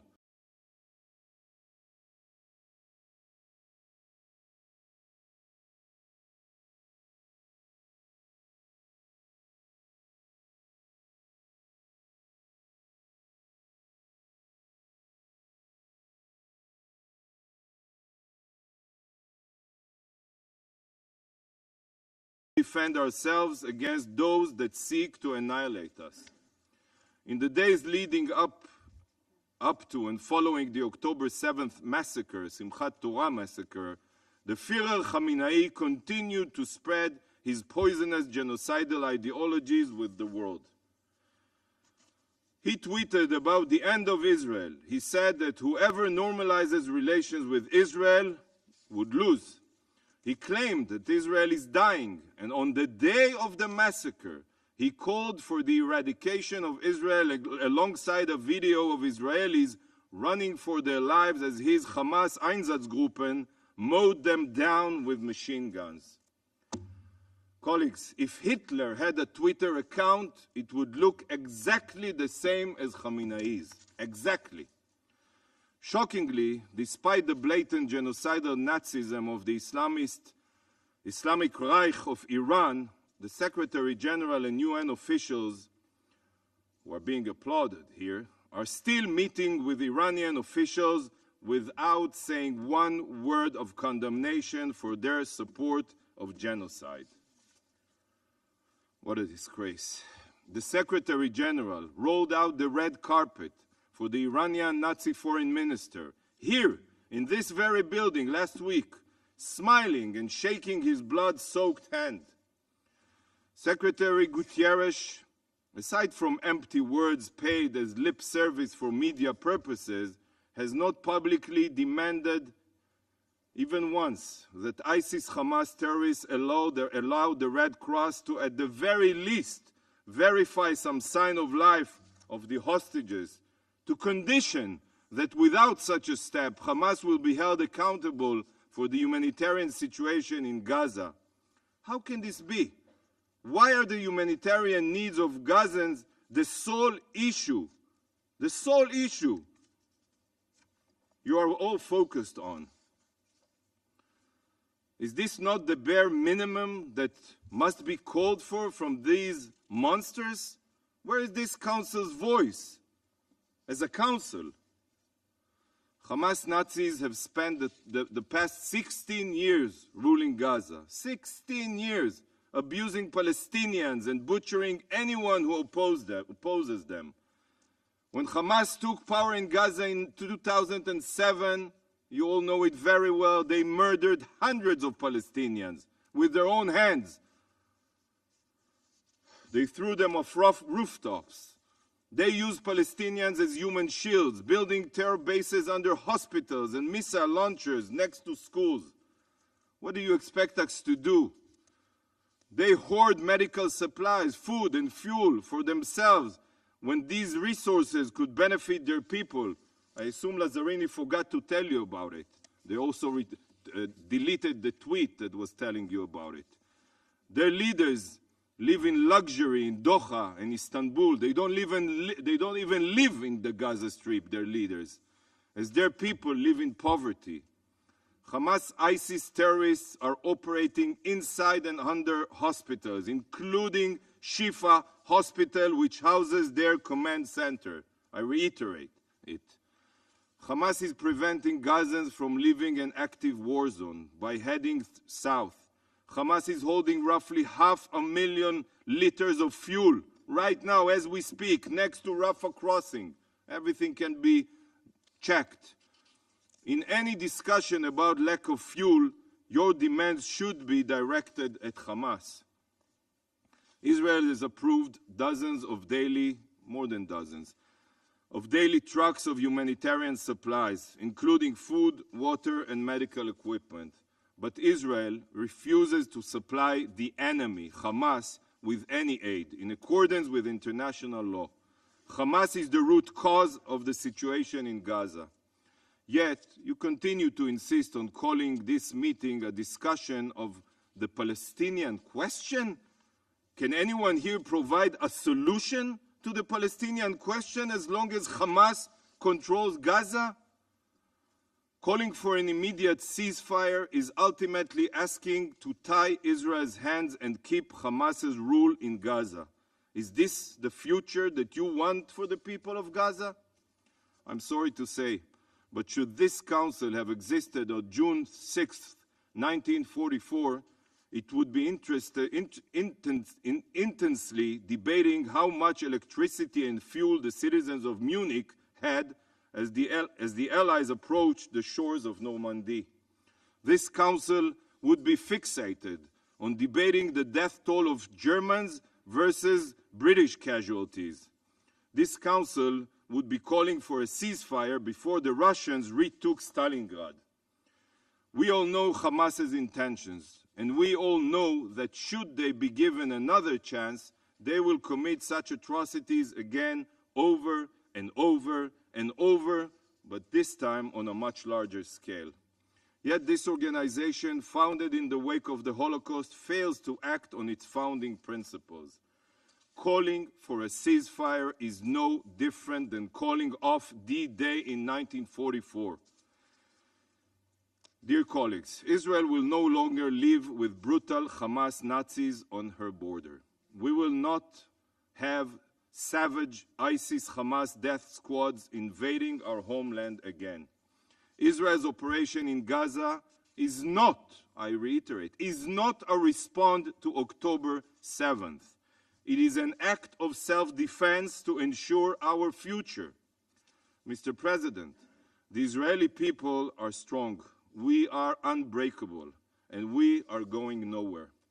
Many have tried to destroy us, the Babylonians, the Greeks, the Romans, and the Nazis, to name just a few. But none have succeeded. and the Iranian Reich will be no different. Israel will prevail, God willing. We will bring our hostages home, and the citizens of the Jewish state will live in peace and freedom. Thank you, Mr. President. I thank the permanent representative of the State of Israel for his statement. And now I give the floor to the permanent representative of Jordan. Thank you, Excellency. بسم الله الرحمن الرحيم. السيد الرئيس أود أن أشكر السيد فيليب لازاريني المفوض العام للأنروا والسيدة كاثرين راسل المديرة التنفيذية لليونيسف والسيدة ليزا دوتن من الأوتشا. Director from OCHA. يشرفني أن أدلي بهذا البيان نيابة عن المجموعة العربية الموقرة في نيويورك. نخاطب مجلسكم الكريم اليوم في جلسته الطارئة هذه بعد أن صوت أعضاء الجمعية العامة للأمم المتحدة بالموافقة على تبني قرار ضمن أعمال الدورة الاستثنائية الطارئة العاشرة العامة حول الأعمال الإسرائيلية غير القانونية في القدس الشرقية والذي قام الأردن بتقديمه territory that Jordan co-sponsored as the chair of the Arab Group for October. Mr. President, the Arab Group and the OIC have submitted a request to the PGA to resume the G8 10th emergency special session after it has been very evident that the Security Council since the start of the war in October have not been able to shoulder its responsibility towards the maintenance of international peace and security and stop the war against our people in Gaza.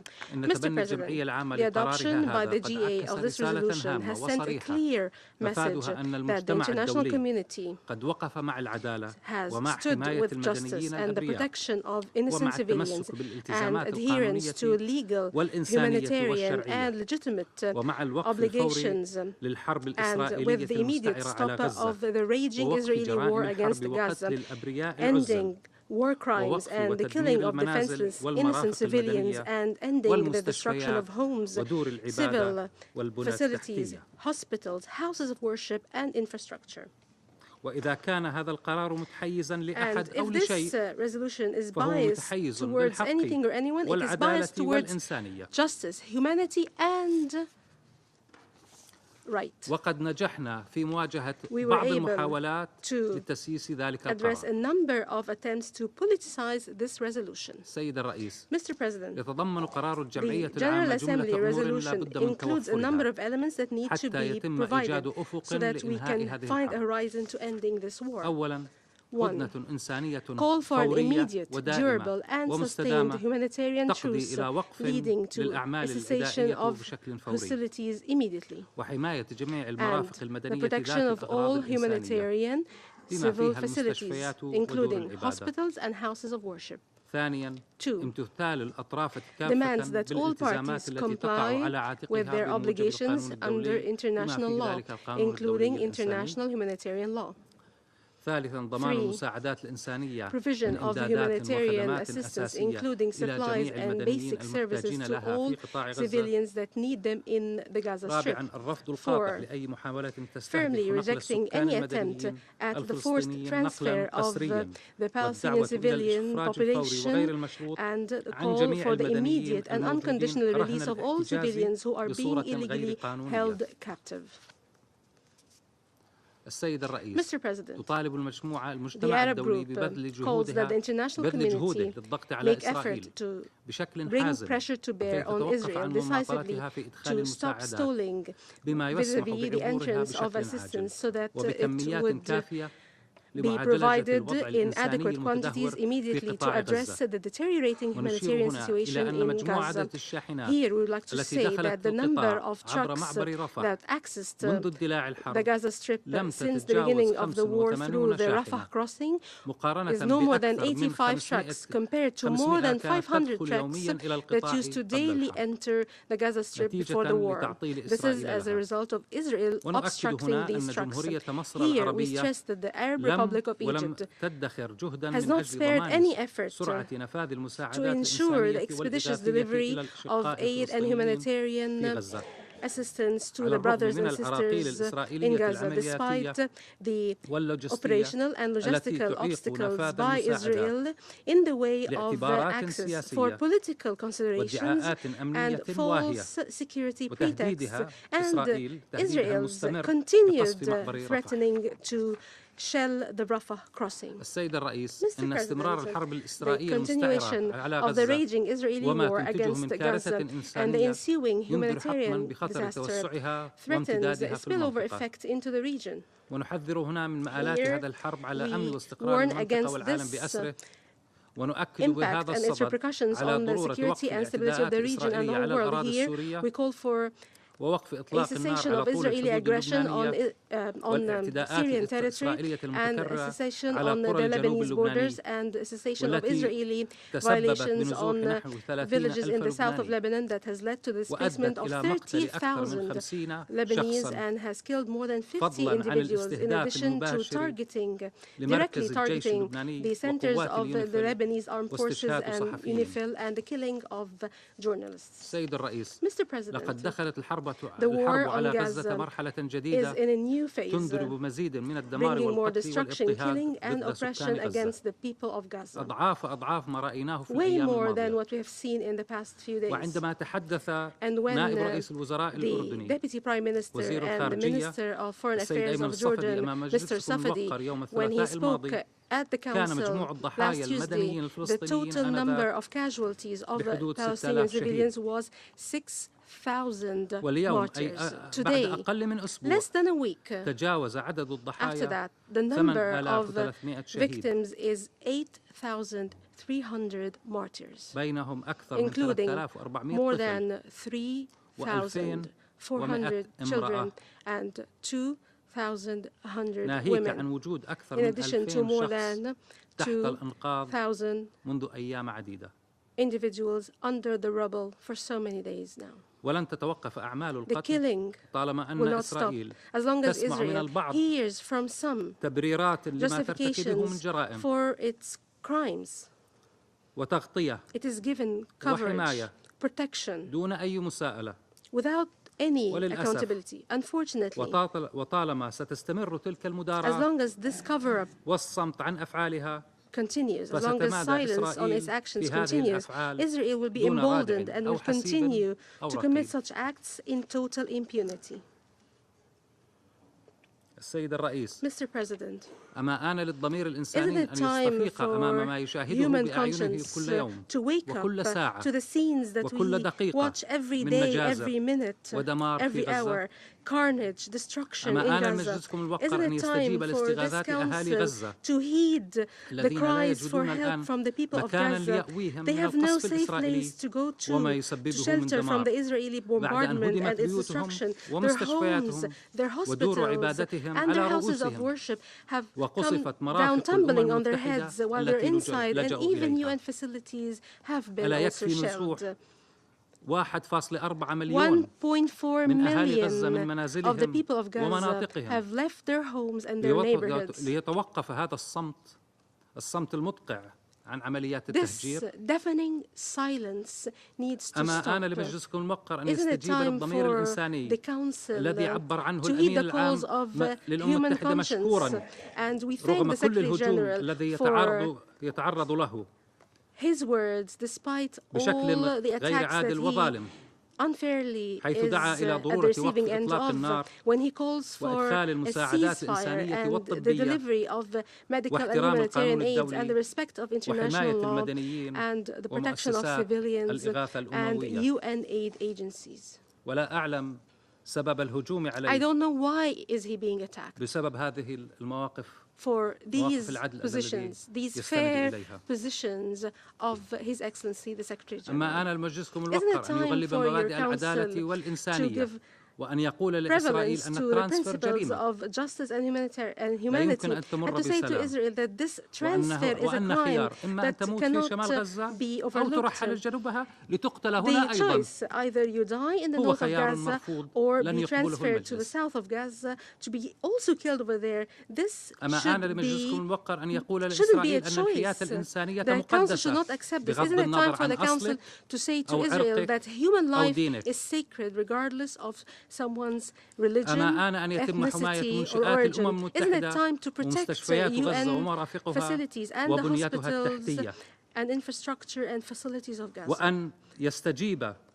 Isn't it time for the Council to heed the calls of humanitarian agencies that Mr. Lazzarini and Ms. Russell and Ms. Doughton have so clearly communicated to you to end this humanitarian crisis in Gaza?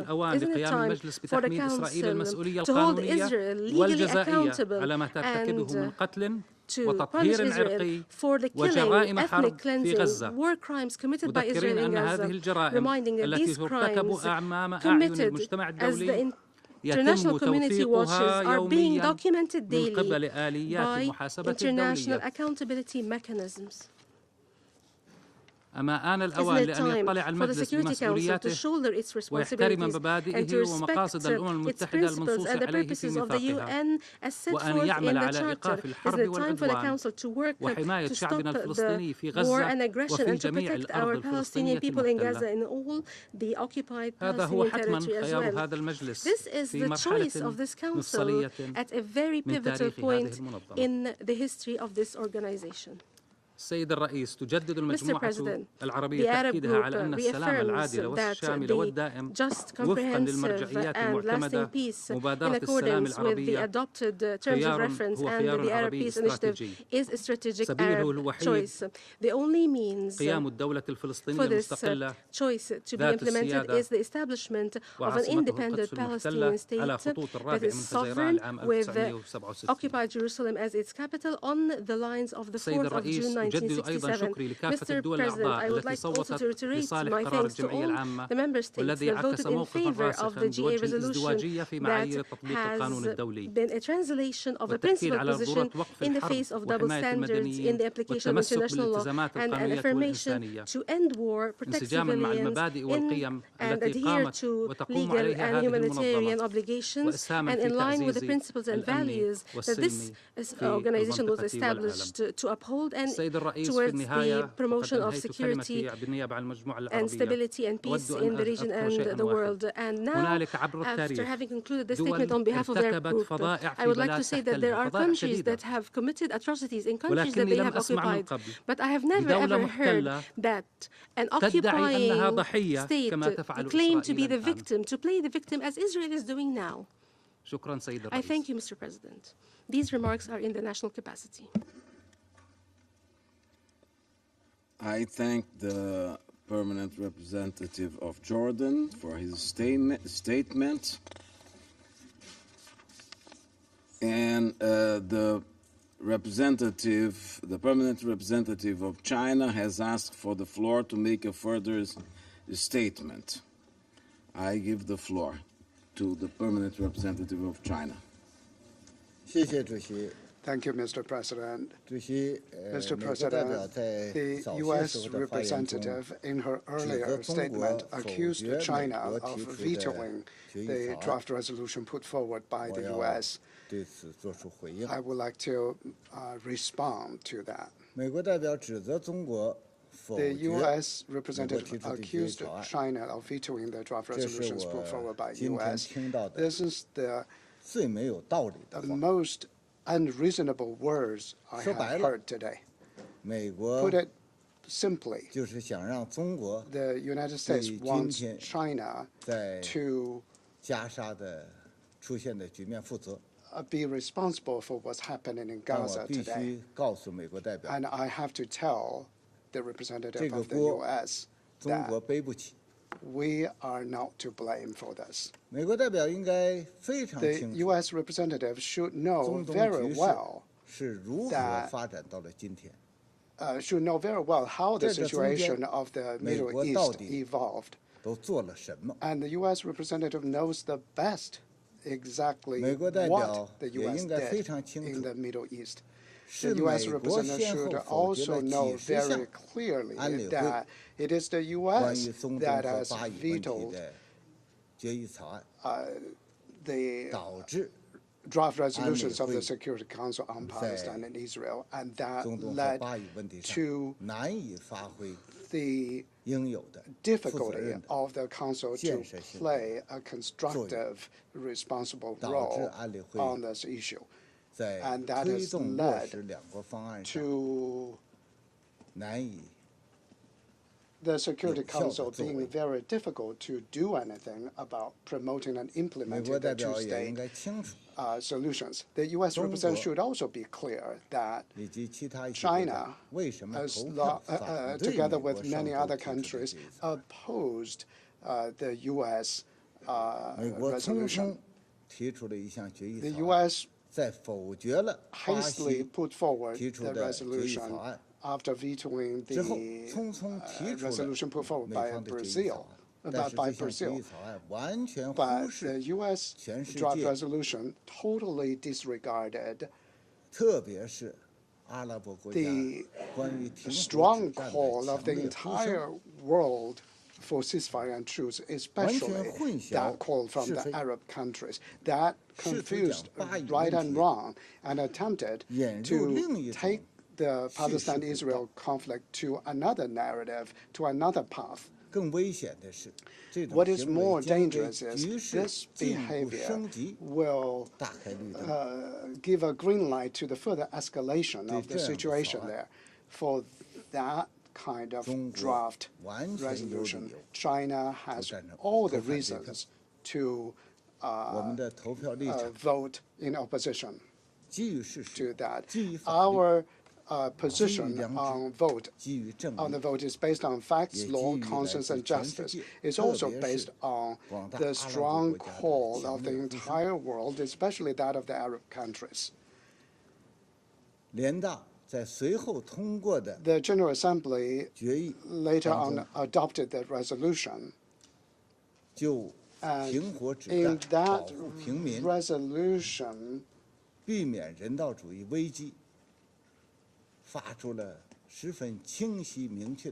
send a very clear, unequivocal message for the truce and stopping the fighting and prevention of the humanitarian crisis there. And this has got the strong and affirmative support of the overwhelming majority of the UN members. This adoption of the G8 resolution is another proof that China's position is entirely correct. I hope that the U.S. will earnestly adopt a responsible attitude and work together with members of the Council, focus on the most pressing issues, that is the ceasefire issue in Gaza, that is the protection of civilians issue, that is the humanitarian aid, the delivery of humanitarian aid, as well as the prevention of further humanitarian catastrophe. We hope all these pressing issues will consolidate our consensus so that the Security Council will take a more responsible action at an early date. I thank you, Mr. President. I thank the permanent representative of China for his statement. And the the representative of the United States has asked for the floor to make a further statement. I give the representative of the United States the floor. Thank you, Mr. President. I will be very brief. I just want, I think as the record shows, China cast a no vote on Wednesday, October 25, on the resolution put forward by the United States. That is a fact. Thank you, Mr. President. I thank the representative of the United States for his statement. There are no more names inscribed on the list of speakers. The meeting is adjourned.